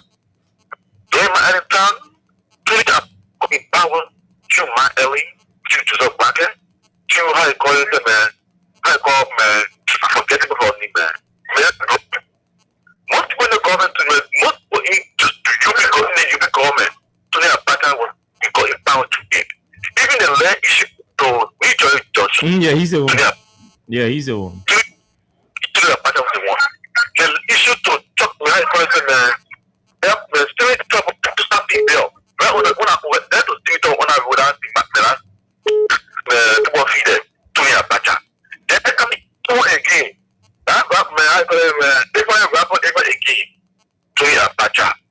Then again, when you can't even when we reach your teacher job, so rap culture, we can't even get the other country again. Tony Abacha. Tony Abacha is the one that helping people in this country in so many places. His learning is uncountable. He has so many cases in court. But why is he government not able to put stop to this man yet? No other person. It is seen to be a pattern in that again. And no to be a pattern. Thank you, Tony. This Tony guy, I think he had one construction company. Carrasco. Yeah. Good morning, Austin. Good morning. Let's hear you, bro. Thank you. Good morning to Abu. Good morning. Yeah. Okay. Always following the program. It's good to be on your platform. Well, thank you. Austin, you know, I mean, it is explained by you guys in the ABC faction, right? I worked with President Weah for 6 years. Mm-hmm. And on countless occasions, there were people who came and they were claiming lands in Morovia and other parts of the country. But President Weah, in his wisdom, said it clearly. Say, why will you come after 30, 40 years when people are living, they born their children, some of the parents are gone, some of these children, they are born children, and you come, you say, no, we can't do that. We can come to a conclusion. It's okay, we will settle this thing in a way that government will have intervention and let it be. But for you to come, for us as a government to remove group of people to a particular place because it belongs to you as an individual and you bring in some antiquated deeds, we will not accept that. And he's too firmly, and that's the evidence. Look, and I'm glad that these things are happening. People will come, they will criticize, they will say what they want to say. But at the end of the day, you can't change the reality. The reality here is the way the people have been removed from their homes, the way homes have been broken down today under this administration that we are under. It never happened in Liberia history before. No, never. Not at all. Never. People are homeless today. Certain time you saw women sleeping in taxis. Their children, they were using vehicle to sleep. Only because somebody surreptitiously came and carry someone that do the government through the acquiescence of Gregory Como and other, they just going about bossing people places, beating, display, making people to be displayed. What kind of country are we running today under this 45-year-old Deco who believed that they made that? But the only thing he had to say to people, the only thing he got to say to people, what kind of mindset is that? This is an old man who lived through all his life as a liability on the Liberian people. Today you got opportunity. You should be very, leadership is about compassion. You got to be compassionate or say, well, what is happening today in our country is troubling. Today, look at the University of Liberia. You right there said it. Within the George we have first year, Mao and other people were protesting. The men that they say he know nothing. It is the men that instituted the policy for poor people, children at the University of Liberia. You got to go to university campus. You remain home. Pavement, renovation was going on. People move. In the history of Liberia, it is under President Weah administration that Liberia experienced from living in zero to concrete structure, free of charge in government. But today, instead of government building homes for the people, government is breaking people homes, making people homeless. See the people that were thinking everywhere. You see, everywhere. In 3 years, Joseph Human Brakai has traveled more than George Weah did in 6 years. What are the dividends of those travel that our country is experiencing? What are the dividends? The only thing is, okay, we had conversation with this other group of people. What are the dividends of the 3-year travel? Then today, people will come and abuse you because you're saying it. One thing I want to give it up to you guys. Trust me, the job that you guys are doing, there are people who can stand the test of time like you guys are doing, but you remain very firm. And this is something that you must be commended. If nobody will give you a flower, I would do it. You guys are doing a great job. Keep exposing the ills in our country. Okay. We know, look, they say only tough people can last. And you guys are sure you are tough and you will continue to stand for what you believe in.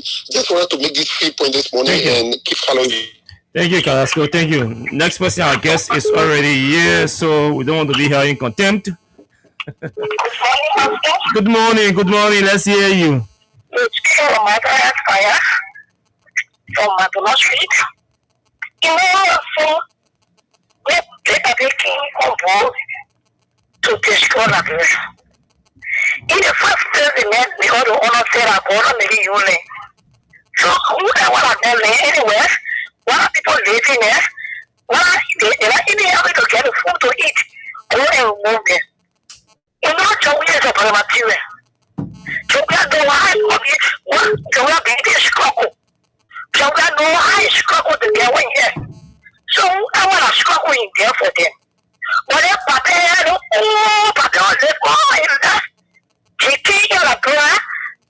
He said he came to rescue Liberia. Now he came to discover. He came to forsake. He came to get to look to all the things about our past. But we're sitting watching. We're looking at Joseph Brakai. He said, Pastor, we're looking at him. I'm a what is you more. But I can never want to support Joseph Brakai. Let me squeeze. Thank you. Thank you. Good morning, Mr. Jura. How are you? Good morning and good morning, Austin. Go to Good 72nd Junction. Go to 72nd Junction and see what happened there. Again this morning? No, not today. I just reflecting. Okay. Over 3-4 months ago, they went there. They destroyed poor homes. I'm not talking about the original barrier that existed before 1990. I'm talking about people who lived on that land, like my friend Musa Sharif. He told me that his father bought that land in 1974. 75, 76, they built a house there. They've been there for over 40 years. Imagine that. But my own family property. I know. And other properties, they went there, they destroy it. And since they destroy it, they only put power wire around it. They attend to what? Dump site. They have left. The army has no money to go rebuild their barrier, but they chase the poor of the place. And these are the people that voted for this government. Not all per se, but they were poor and money who voted for the government. These are Liberian people. You made them homeless. Go to New York Junction where you're coming from. You're coming from Jacob towards town, New York Junction. They want to destroy over 3, 4, 5 houses. The place has just been left like that and other places. As you destroy places, somebody came and said the land for me. These people has existed for over 40, 50 years. Where were these owners for the people when they build their houses, they live there, they born children? But the government can just go and destroy them and leave them and expose them and expose the people. Look at what happened to Jarata. Many places. It's because the people are not sensitive. It's because the people are arrogant. They don't care. It takes 6 years to be 100 years. Yeah. And this is not the case. Okay. AFL is not ready. AFL got 72nd and 72nd of Shefflin Barry. Shefflin got more empty houses. Normally, the AFL have almost 8,000 men. They fit in those places. Now, AFL got less than 3,000 men. Where are you expanding AFL for? And the government is insensitive. Then the president said, let the government make a new land, but he's building new homes. He's building new homes. All right. Anyway, election is no more far. We'll pay them. Thank you very kindly. And I think we can go to our guests. Our man Vesali Sumo is here to represent the office of the Speaker, right, of the 55th Liberian Legislature. And of course, he's always been here uh, providing his side of the debate. I believe we're set and ready. All right, Vesali, good morning. Welcome, my friend. You look good. You look expanded. Austin. Yeah, but it's good, man.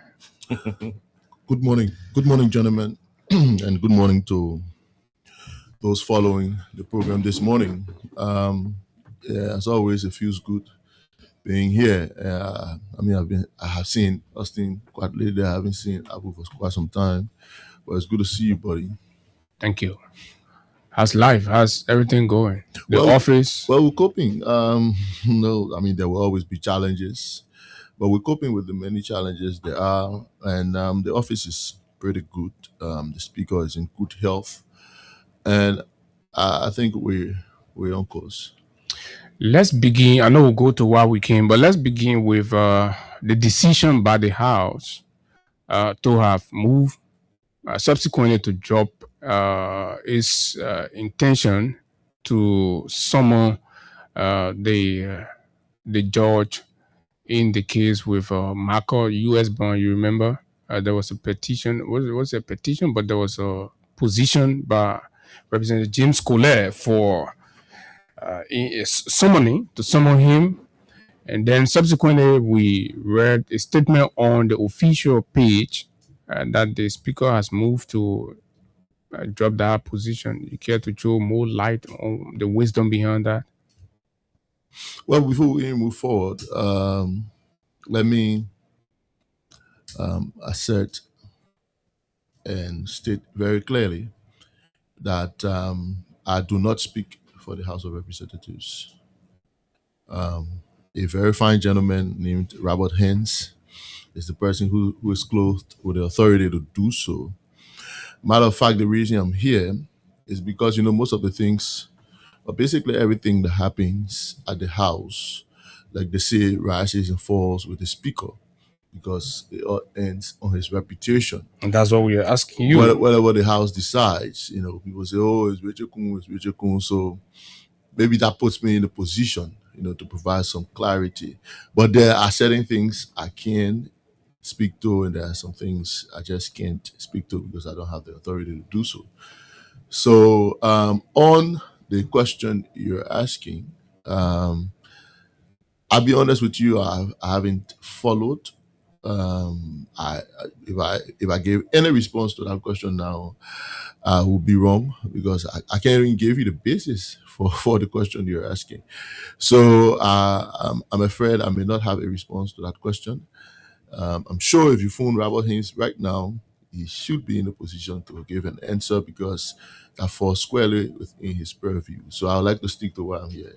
Okay, that's fine. That's fair enough. But in the specific instance, the report quoted the speaker directly for the decision, but I respect your position on that. Okay, so let's go to why you're here. I believe it's about the Chinese government's decision to work with your office, the office of the speaker, as was announced over the weekend, about this $5 million support for the extension of the House, the legislature, by the construction of an additional annex. Is that correct? That's a part. Okay, so we can begin with the part. We can begin with the part. No, in fact, that is what will come after. The main topic. So the real reason I'm here is because there have been public confusion in most parts. Professor, there are small distractions. I think we will clear all these distractions and then we'll go to the main issue. I wanted to start with that. Right, I wanted to start with that. They will come to, because the moment we jump into that one. So I want to talk about the good news, because no matter what you want to put it. I would go with what you want, but I just wanted to provide a bit of clarity that talking about the extension of the Capitol building, Mhm. the $5 million, as you rightly put it, It's 5, right? I saw 7. Seven. I saw seven. sorry, Okay. is the horse. Sorry, is the cart. The decision that has led to the extension of the house is the horse. So, if we discuss, So which one came first? the decision to extend, the decision to increase the Additional numbers, seats. yes, is the decision that has led now, because there will be additional seats. That's why there will be an extension of the building. Okay. So the decision to increase the numbers is the first decision. That's what we should discuss first in my So the mind. conversation about Then we discuss the conversation about the annex was something that was happening before the whole idea of additional seats, or the additional seats gave rise to the extension, the need to provide space. Most definitely the latter. Okay. The need for additional seats also brought about the conversation around extending the house. Okay, tell us the wisdom behind why at this time there should be an extension by 16 additional seats. Well, I like how you put it, this time, because that's one sticky issue, that members of the public have been having about this decision. So it's good, I came with a copy of the resolution. Okay. I came with 2 copies, so I'll leave one here. Yeah, thank you. In fact, you can have this, because I basically have that in my head. So the decision by the House to create the condition for the increment of legislative seats in the House of Representatives is not a political decision. It's a decision necessitated by a constitutional mandate. And we'll come to why now. But what does the Constitution say in relation to this decision? First of all, the Constitution says in Article 39 that the House or the legislature shall cause a census of the Republic to happen every 10 years. That's what it says in Article 39. That's correct. So it's amended. It says shall. So the legislature is under a constitutional responsibility to ensure that we conduct a census in this country every 10 years. This constitution was written in 1986. Has there been a census every 10 years since 1986? The answer is obvious, no. The large part of that is due to the fact that we had civil war from 1989 to 2003, so we could not conduct a census. We conducted our first census under this constitutional republic in 2008. By the letter of the law, we were supposed to conduct a census in 2018. We did not conduct a census in 2018. The census figures, the validated figures from the census in 2008, put this population at around 3.5 million people. We ran 3 general and presidential elections on that census data, the 2011, the 2017, the 2023 elections. We should not have run the 2023 elections on that census data, but we did not have a validated census result before the 2023 elections, a new one. We were supposed to conduct a census in 2018. The legislature did not cause it to happen because the law said they should cause it to happen. Causing it to happen means that they should create the enabling environment. As in 2018? Yes, put in place the mechanisms to ensure that it happens. The government of President Weah in 2018 complained that there was not enough finance available to conduct a census. The legislature, in its wisdom, said, okay, they drew up a resolution to postpone the census by a year. By the time the 2019 time came for the conduct of the census, COVID came. So we could not conduct a census in 2019. COVID lasted at least 2 years, so 2020 was also eating up. By the time 2021 came around, the COVID and all of its let's say the recovery period. Yes, all of what happened to the economy as a result of COVID could now also permit the conduct of the census in 2021. So it was now the 2022 that we had a census conducted. When the census was conducted, again, the statisticians, allegeds, the technicians, and everybody had to put the data together. We all know after the census what happened. People who conducted the census were taking the code. There were all kinds of issues. It took time. So it was now the 2024, after the ushering in of this new government, that a validated census result was presented to the legislature. So we're talking But census was conducted in 2022. Yeah. Okay. But it was now the 2024 when the validated census result was presented to the legislature. And the legislature is supposed to act on a validated census result. The legislature can just say conduct the census, okay, on numbers. Legislators will have to complete its work and do a formal presentation to the legislature. It is based on that number that it presents to the legislature that the legislature can now act on. Because in Article 80D, I'll go to E first before I come to D. Was there any reason for the delay in submitting the validated census? Well, I'm sure the folks at legislators would argue that immediately after the 2022 elections, there was 2022 census, 2023 were elections year. There may have been a change in personnel. After the elections, it also took time. A new government came in. So I'm not talking on their behalf, but I'm sure that these are excuses they may give if they were asked that question. But the legislature has got, the only part the legislature has played. In fact, the legislature that we're talking about was in transition for 2023. You know how all the lawmakers will be out and about campaigning. So they probably were not providing the necessary oversight to ensure that those who conducted the census will provide the results in time. Besides, there was some code issue about this census thing. I think you can bear me witness. So that's correct. All those delays led to 2 years to pass before we got the validated result. Article 80E of the Constitution says immediately following a census and before the next election, the National Elections Commission should reapportion electoral districts in line with the validated census result. That's what the law says immediately after immediately following a census and before the next election. Yes. Right? Okay. So what is the legislature definition of census being concluded?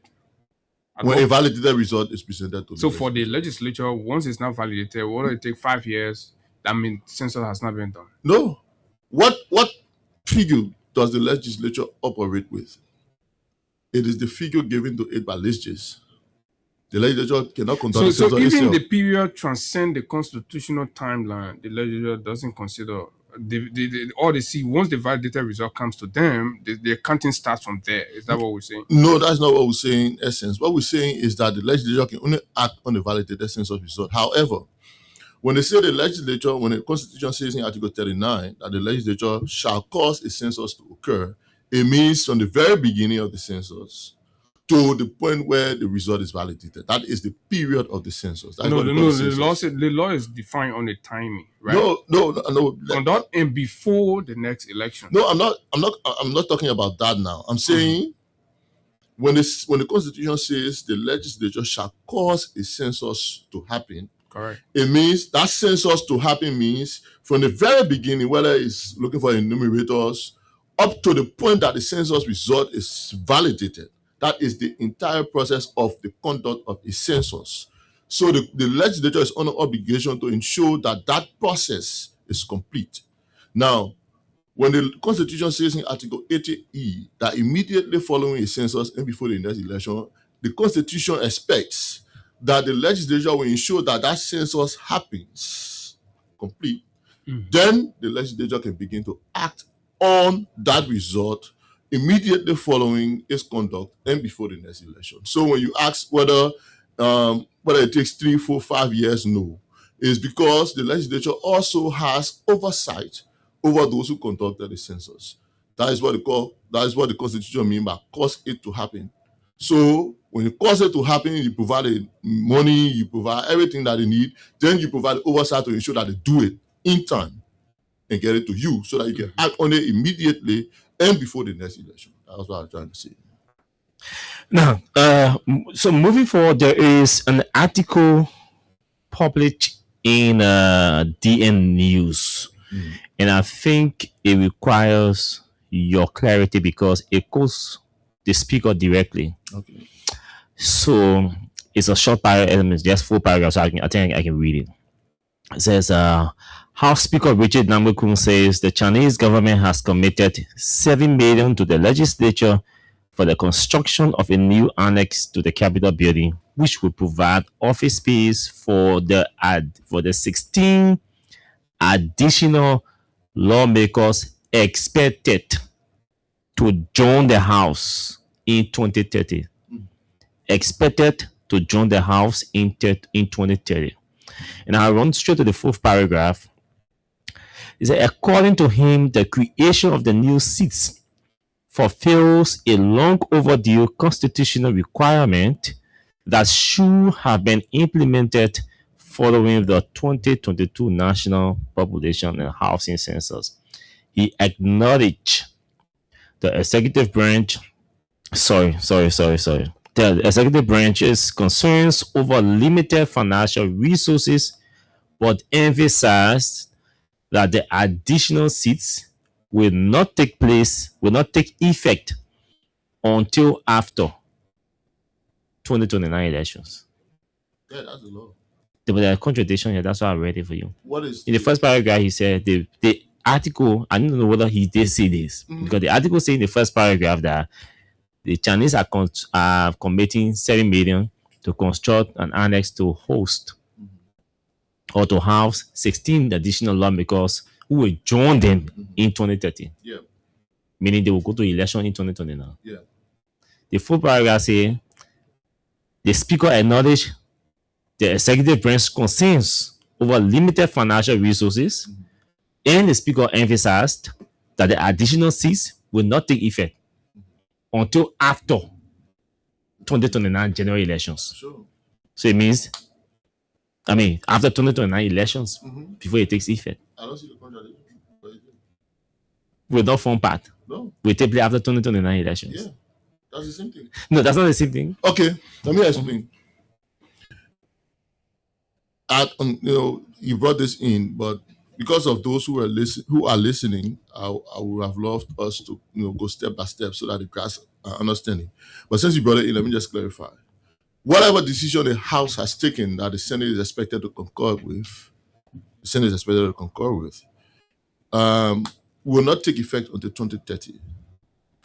That is what the law says. I agree with that point. So meaning the new seats you're creating will be filled in 2029 elections. Yes, that is clear. Yeah. So this part.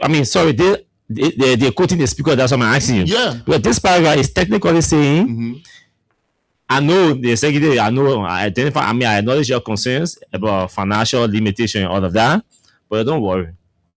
The decision we're taking, it will not take effect until 2029 election pass. Yes. So when it pass, if we not take effect until that election passes by, how is it the same? So when lawmakers are supposed to take seat, when lawmakers are supposed to take seat in 2030 after being elected in 2029. You come down and say, now I get your point. I get your point. So basically the speaker is saying, I want to make sure that they really quoted the speaker or whether that's what I want. Yeah, the language. Clarify the language. Yeah, so the clear understanding is that there will not be additional lawmakers added to the 55th legislature. They will come in the 56th. Okay. An election will be conducted in October of 2029. The executive says, I understand concerns about finance. Of course, the executive will have to budget for legislators that will be added to the House in 2030. They will also have to budget for an additional elections for 16 other seats. So yes, the executive could complain about finances, but the decision is being taken in 2026. immediately and before the next election, so that there is space, so that the executive has some space, 2027, 2028, and the 2029 budgets, 3 different budget years, to finally be able to look for the money, to add to whatever the NEC has been using to conduct previous elections, to add that money up, and also to budget for the 2030 year, which will have additional 16 persons added to the legislature. Okay, and now let's move into the metrics. Yeah. Because that's where the problem is. Mhm. How was the metric developed? Good. So you see, the law says in Article 80E that the National Elections Commission shall reapportion. Now, the Article 80E I was quoting did not mention the legislature. It says the National Elections Commission. Article 80E mentions the Elections Commission. It says immediately following the census and before the next election, the National Elections Commission shall reapportion electoral districts in line with the new census figures. Correct. But So Article now- 80D says, I don't know why they wrote the Constitution as it did. Here's what it says. But Article 80D says, you want to read that for us? Yeah, let me do, right? It says carries 3 legal consequences.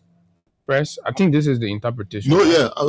Okay. It says each constituency shall have an approximately equal population of 20,000 or such number of citizens as the legislature shall prescribe in keeping with population growth and movements as revealed by a national census. Thank you very much. That is what Article Provided 80 says. that the total number of electoral constituencies in the republic shall not exceed 100. So what is your interpretation of that? Okay. And then you got to tie that in with Article 80E, right? Which was what I was quoting earlier. The reason why I quoted Article 80E before Article 80D is because Article 80E is the provision that carries a time frame. It says immediately following the census and before the next election. Article 80D is more concerned with the number of persons. 80E also says who is supposed to do the reapportionment. Exactly. It says the National Elections Commission. But then 80D says that the legislature, that each constituency shall have the approximate amount of 20,000 or such number shall be prescribed by the legislature. Shall be So it's clear. prescribed by So the what they're saying basically, the legislature has the power to say, okay, constituencies should be numerically 40,000. Exactly. Right? That's what the legislature can do. Yes. But the apportionment as to Drawing of the boundaries, that's is National neck. Elections Commission. So Is that what you did? Exactly. is that what you did? Exactly. How did we Who arrive determined at the 16 seats? If that's what you additional did? seats? Good. The 16 seats is clear math. But how did we get the math? Or what's the formula to arrive at the 16 seats?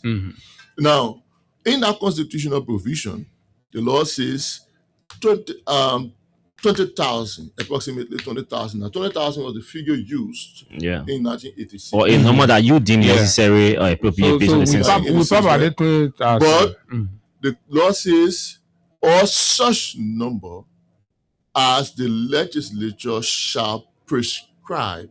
I mean, that's a threshold. I'm quoting the law because I want us to listen to the fine print of the law. It says, or such number as the legislature shall prescribe in keeping with population growth and movements. Every single word in that line is very important. The legislature shall prescribe. Prescription is different from set. I hear a lot of people arguing, you should set the threshold. Set would denote or even connote that it should be fixed, like 20,000 is written. It means you should say, okay, it should be 60,000 or 90,000 or 100,000. For that given period. That is what set would connote or denote. But when the law says prescribe in keeping with population growth and movements, the law recognizes that there could be a time based on growth and movement of the population that it may be nearly impossible to set. Now, this is the situation we have. We've had a situation where we did not conduct a census along the time frame as provided by the Constitution every 10 years. we went over 10 years into 14 years. By the time we conducted a census in 2022, the new census results showed that we are approximately 5.3 million people. That's a growth of about 51% since we conducted the last census. Now, everything that is a problem. The real problem is that population growth and movement, as written in the Constitution, has also shifted towards urban areas more in the last 14 years. That is the wisdom of the No, that's not the legislature. wisdom. That is the statistical figures informed by the census. The census result shows that there have been more people. So who is supposed to look into that? The National Elections Commission or the legislature? But it's the legislature that is supposed to set or supposed to prescribe the threshold in keeping with growth and movement. Who will look at the numbers? The legislature.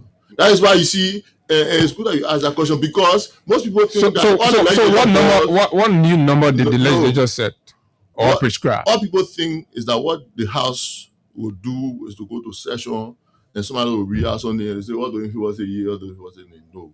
There are lots and lots of technical work. No. What the legislature will do, Austin, right? When the National Elections Commission have validated the results, no, right? it's not the commission that does it. The legislature, sorry, and submit the report. Sorry about that. And submit the report. Then it informs the legislature as to the movement and growth in our population. Exactly. Right? To give them an opportunity for the new prescription that will be determined, right? Exactly. So now, when they should have done that prescription, it goes back to NEC, right? Yeah, then it goes to NEC. It didn't come from NEC now. It's going to NEC now. It going to NEC. Yeah. So that's the prescription we want to understand, right? Okay. So what did you prescribe? Because we are hearing 16 additional seats instead of telling us, okay, based on the population growth and movement, the legislature has prescribed that constituency the threshold should be a minimum of 10,000. So those are the languages we should be hearing from you. And then based on that, they will tell us, okay, we have additional 12 districts, right, Austin? Yes. But now you are telling us we have additional 12 districts when you have now given us the prescription as to the threshold. No, there is a prescription. I'm coming to that. The reason why I'm taking my time to arrive at that is because there's also some misunderstanding as to how we arrive at that.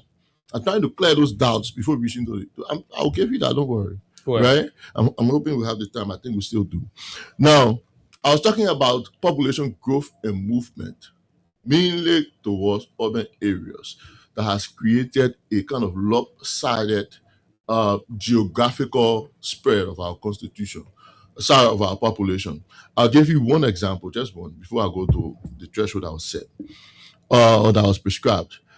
As it is, as per the census result 2022, it says that the county in which we are currently, Montserrat County, has approximately 1.9 million people living here. That's what the census in 2022 says.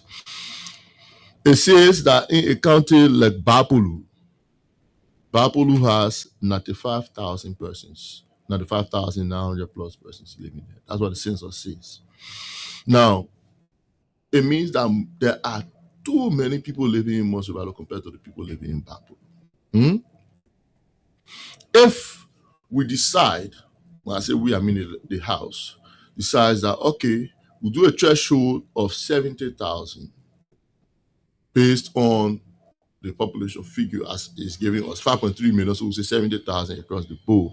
So the Elections Commission will do the math and decide how many districts we have out of 5.3 million if we use one figure of 70,000.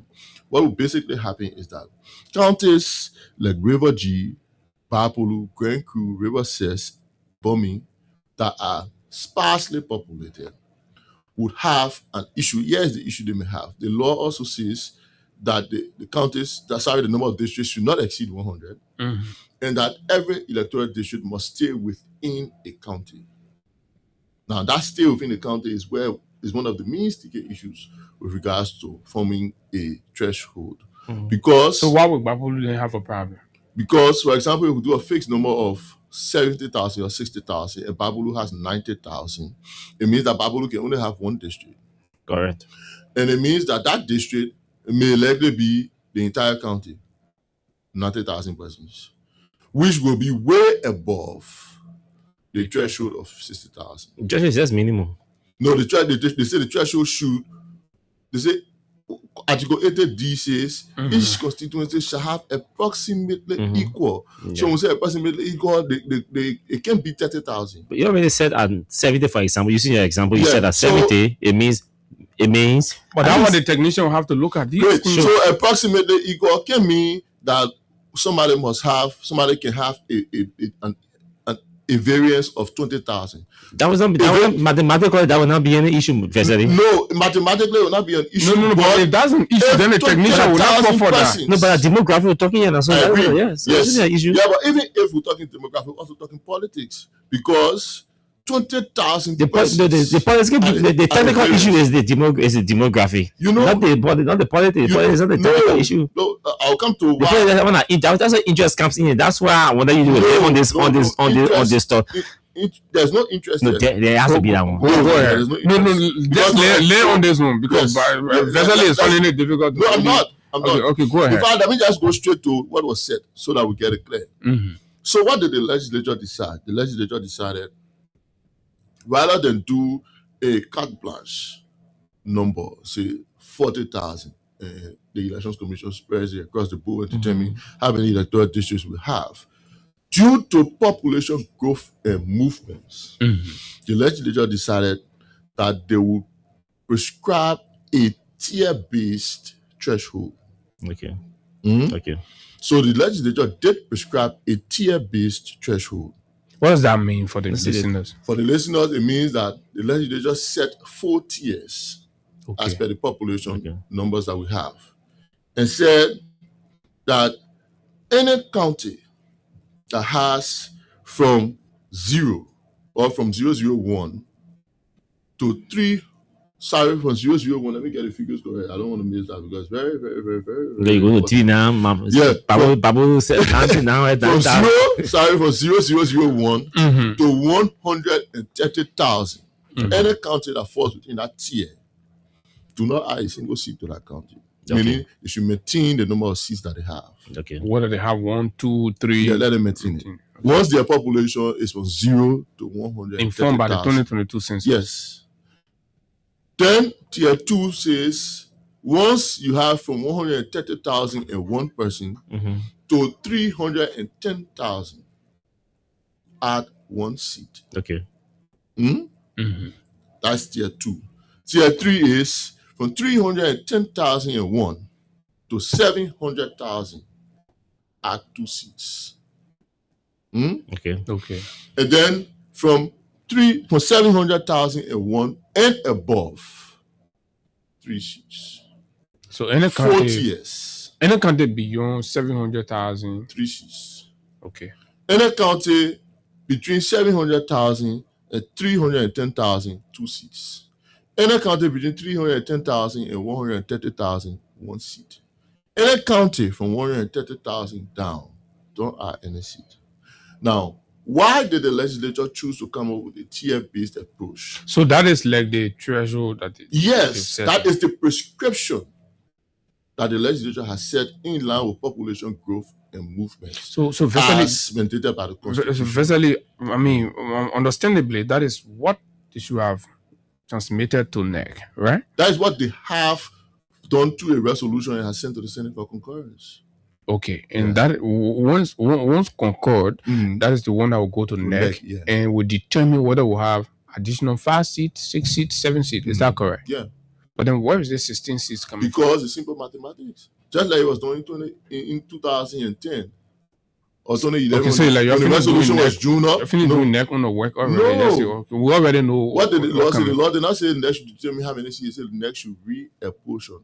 Yeah, exactly. Based on lines and boundaries. The law did not say the NEC should say how many seats, because the law knows that if a threshold is set, it's easier to do the math. Even if we had set the threshold at 60,000, we'll divide 5.3 million by 60,000 to tell me how many seats we have. We'll do that one. So I want a simple math, Chief. So how do we get at 16? So we'll do we just use the math. Okay. We know that Nimba, Montserrado, and how many counties are above 700,000? Well, Nimba and Montserrado, obviously. Bong is in a category. So the population figure says Montserrado has 1.9 million. Nimba, according to the figures, has 621,000. So it does not reach 700,000. So only Montserrado falls in the 700,000 bracket. So Montserrado will have 3 seats, according to the tier-based approach. Nimba, Bong, Lofa will have 2 seats. Additional seats. 2 additional seats. Because they fall between 700,000 and 310,000. Margibi sadly falls slightly below 310,000. Also, Mbasa. With 304,000. So Margibi, Grand Bassa, Grand Jide, Grand Cape Mount, Maryland, Sino, and Bombing counties fall within the 130 to 310,000 brackets. So they will have at least a seat added.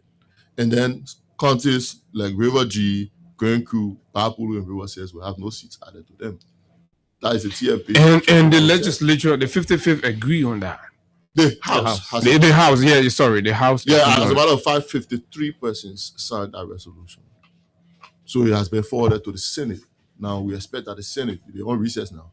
So by the time they return in October, they will be able to act on it so that it goes to the president for signature. So the point to make here before, where we will go to the phone lines or maybe before you ask further questions is that the legislature did not overstep its bounds by doing what the National Elections Commission is supposed to do, mandated by the Constitution. The legislature did not reapportion districts. It did not tell the Elections Commission where it should draw the boundaries. No.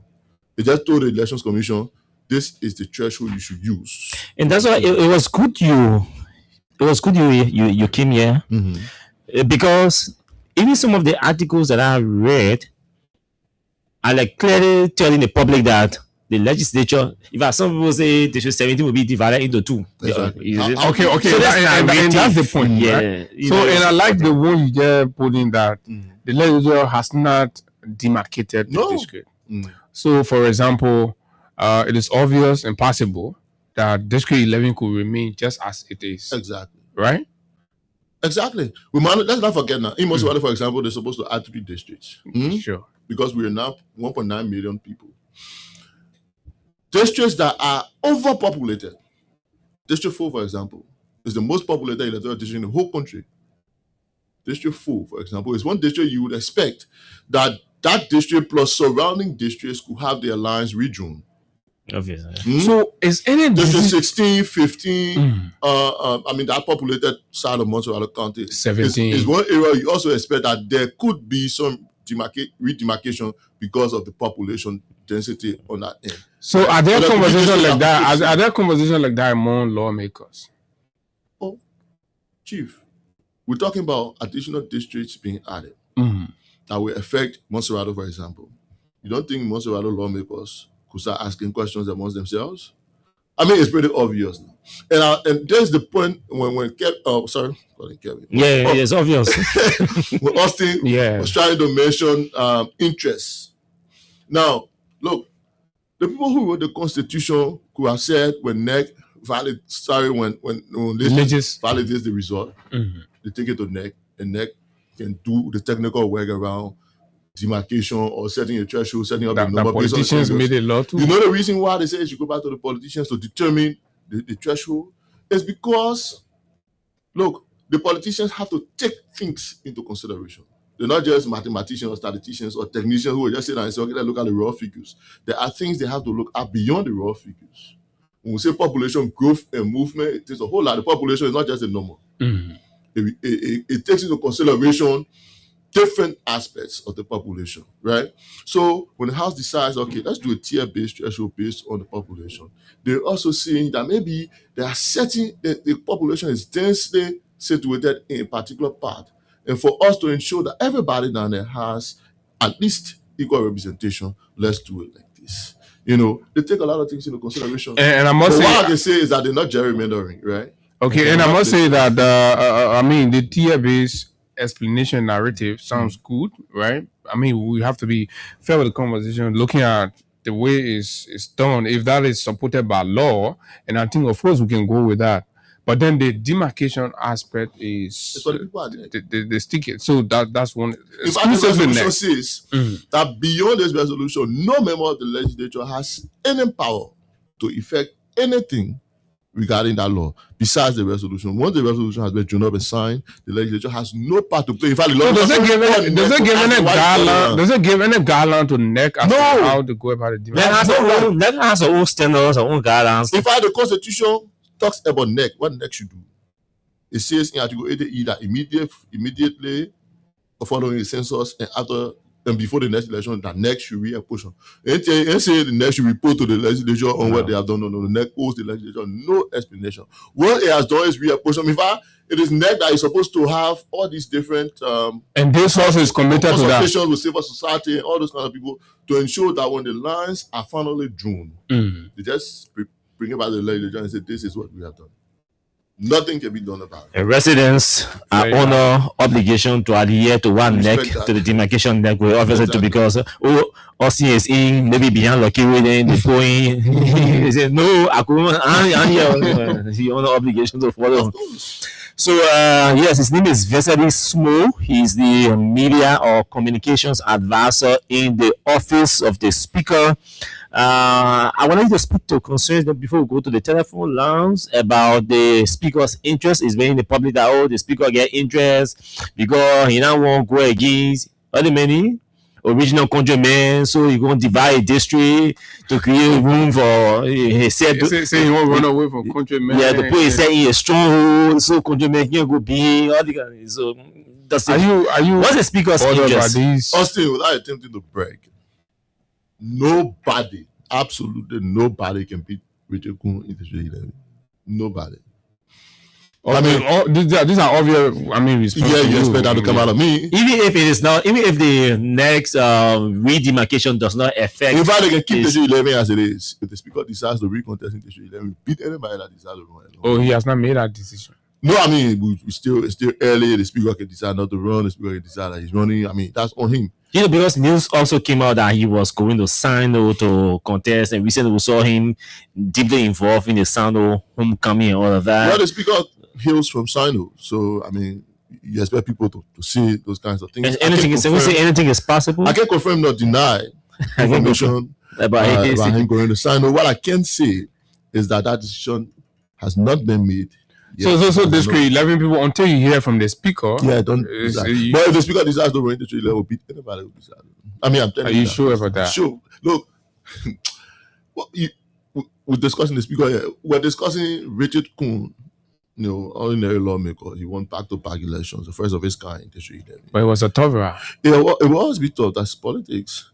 But this time, as Speaker of the House, come on. Even with original countrymen. I mean, the night we contest on the election, who has voted for him before? No. I mean, when he has anybody voted for him before? No. 2029, he intends to contest. He has always intended, but nobody has ever voted him before. We've won back-to-back elections. If you talk about somebody who has never contested an election before, that means that even a community chairman. You also we can keep that in the conversation. 0776 104 104 0886 500 104. My name is Austin. Abu Sharif is here, and Vesely Smo is our guest, representing the office of the Speaker as media communications advisor to Speaker Richard Nangbe Bokun. Let's take your calls on these numbers, and good morning. Let's hear you. Good morning, Mr. Guy. Good morning to Abu Sharif. Abu Sharif, sir. I got one question for your guest. Since the speaker being sent to the speaker position, there was several federal administrators starting at Benin having received rest for him. Since the president, we receive a Benin, our friends from the Senate for rest also not the speaker can say. Send the man begin speaker, you ain't get rest here? Since he begins speaker, got a rest on the all right, thank you. All right, thank you. Thank you very much. Man Sisi, let's hear you. But Go ahead. Good morning to Kawa. I mean, Kawa. Morning. Early morning, sir. God is good. Let's hear you. Versatile Smo is here. Yeah, let me say to Abu Shari, let me say studio guest. So I want to ask to my brother, to your studio guest, and the speaker. Look, our people are not getting salary. People are struggling. Hospitals are empty. People are crying. People are dying. People are dying to the hospital door. No hospital there. People now protesting for their salary. Why will you create another state for 16 seats in the house? Even the those are there, what they doing for us? Maybe it's an opportunity for me to win because when they divide the security, I will contest on the other side. They are so big capital baby now. Okay, President, will answer your question. Nice question. The hospitals are empty. Why are you creating new seats? Good morning to you. Good morning, brother. You know, just of the farmer. I want lawmaker of not thinking about material. Yeah, what do you think about a pocket? You see, more connect to the field of country. That's what the woman is saying. You go to some of the government school, no seat. Eh?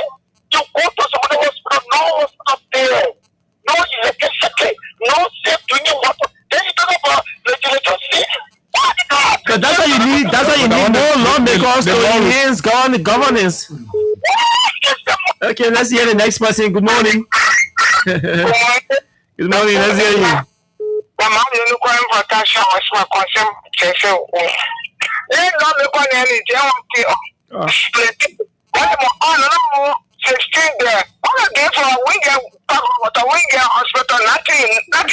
but they say the law said the population growing now, so they got to divide all again.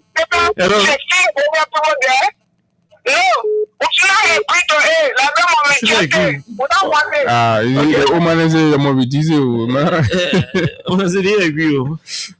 Good morning. Let's hear you. Good morning, Austin. Good morning, Abu. Good morning. Morning. Why creating more districts, electoral district? To do what? The one we have on hand, are they developed? But you listen to the constitutional explanation from our guests. Are you not convinced by that? Yeah. I say let all develop the 72 we have on hand. Let develop. Let roads touch every part of Liberia. Let road touch every part of Liberia. Maybe road in my county, Grand Crew, you can't see the road. Far East, you can't see the road. No development. Everything that in every country should go to other country. Everything that in every district should So I want to say they will not test Grand Crew now. Grand Crew, they will not test it. It will remain like that.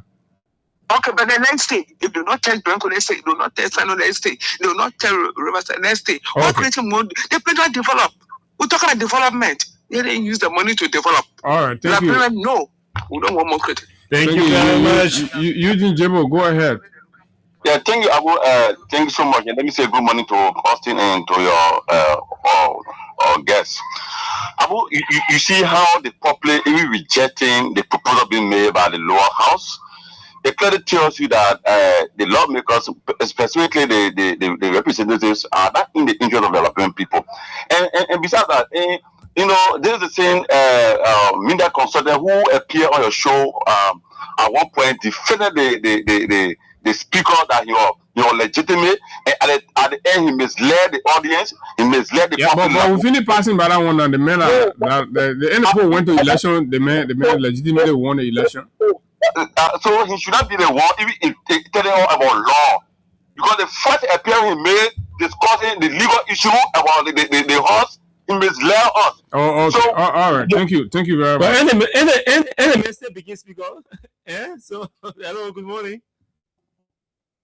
Yeah, good morning, Abu, and good morning to your studio guest. This is my Rebecca calling from Minnesota. I just want to chip in a little. I've been listening to you people over an hour now. But something that I'm looking at, I want to talk about is the lawmaker issues. And listen to my brother talk about District 11. Nobody can win Rachel Kuhn, who is the speaker there. Look at the role. Before you get on the bridge, I live in DZ. It's where I get my property. You understand me? Before you cross that bridge and get to DV, that whole place is messed up. You're not touching. Why are we having all the plenty laws makers when they're not doing anything? So do you think can somebody win? Can somebody win the honorable speaker in that place, Rachel Kuhn? Can somebody win him? Do you think so? Yes, countryman is going to kick it out. So he needs to find. That's why you want to find another avenue to be very frank. Okay. That's my district. District 11. Okay, so you are a constituent of the district, so it's fair enough. Thank you. Thank you. Let me squeeze morning. You got somebody? Oh, okay. Yeah. Good morning. Let's hear you. And Abu, how you doing? We're fine. Let's hear you. Yeah. Okay. There's Emmanuel J2, and I join you from my district 11 resident.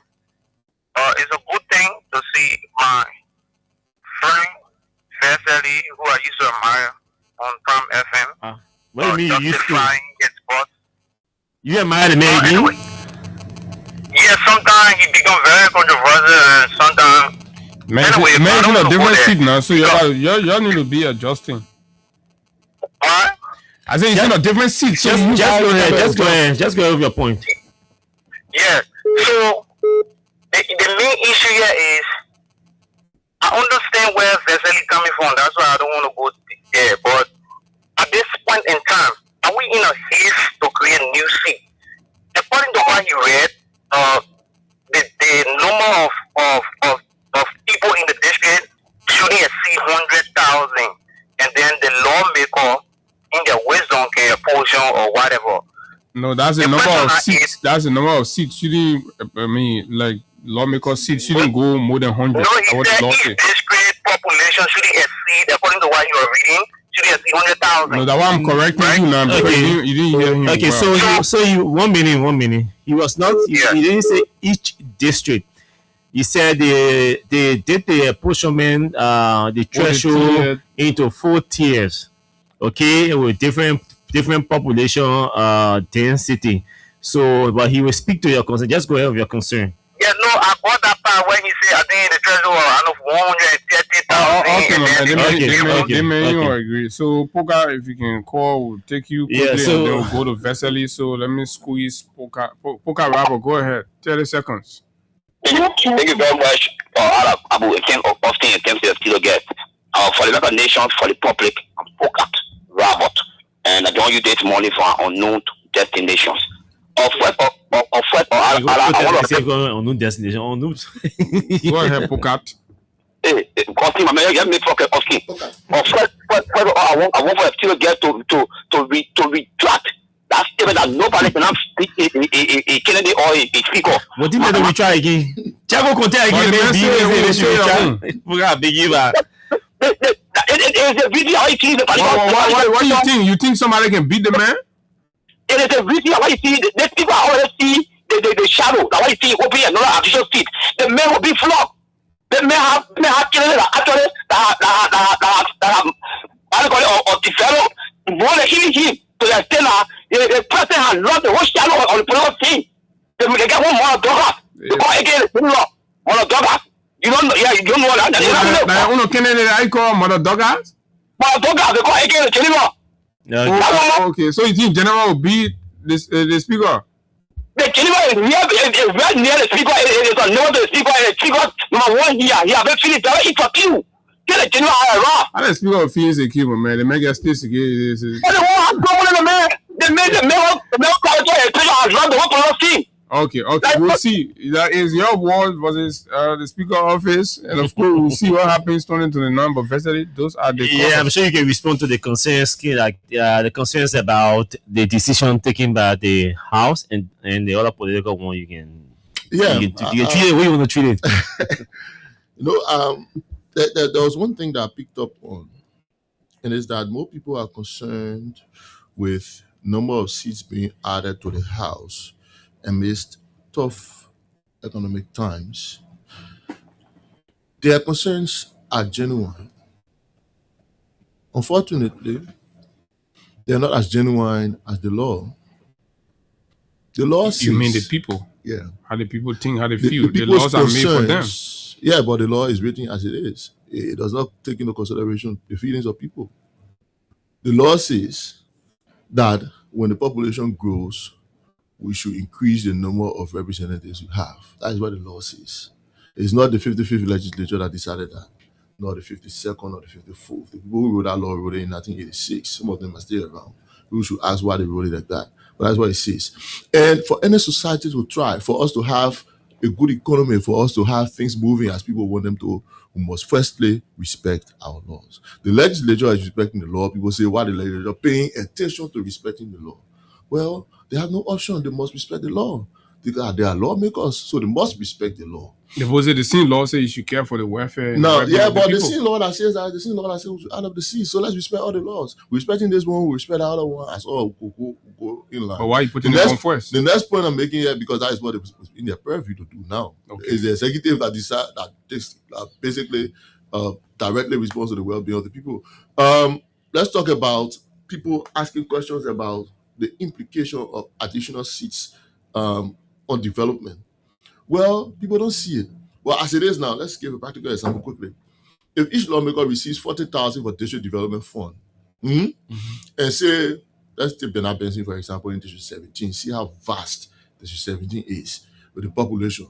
If you give Bernard Benson 40,000 per year, and he decides to build a bridge that will cost maybe 120,000 or 160,000 in one community, it will take 4 years of the district development fund for District 17 that will only benefit one district, one part of the district, while the rest of the other parts of the district will be left alone because the only money he has to develop that district is 40,000.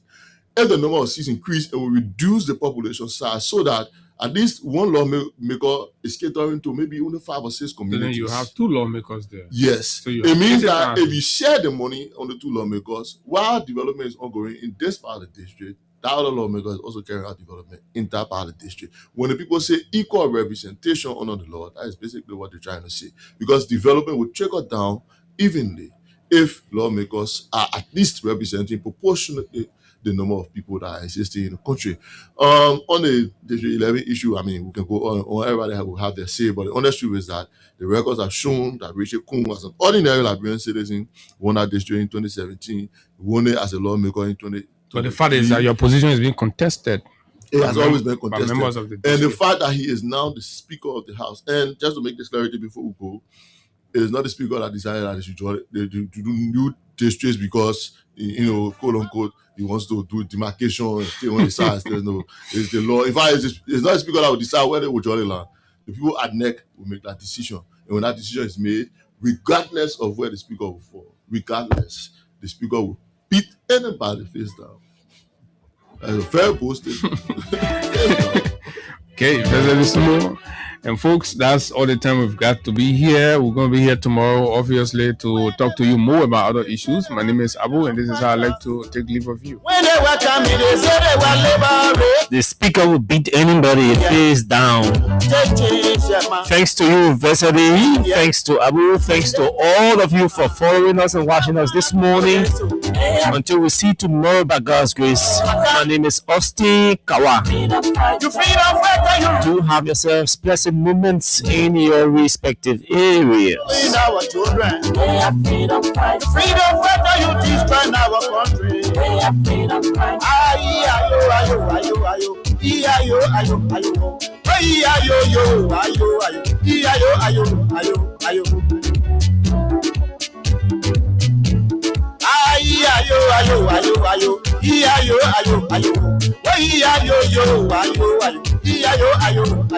Ayo.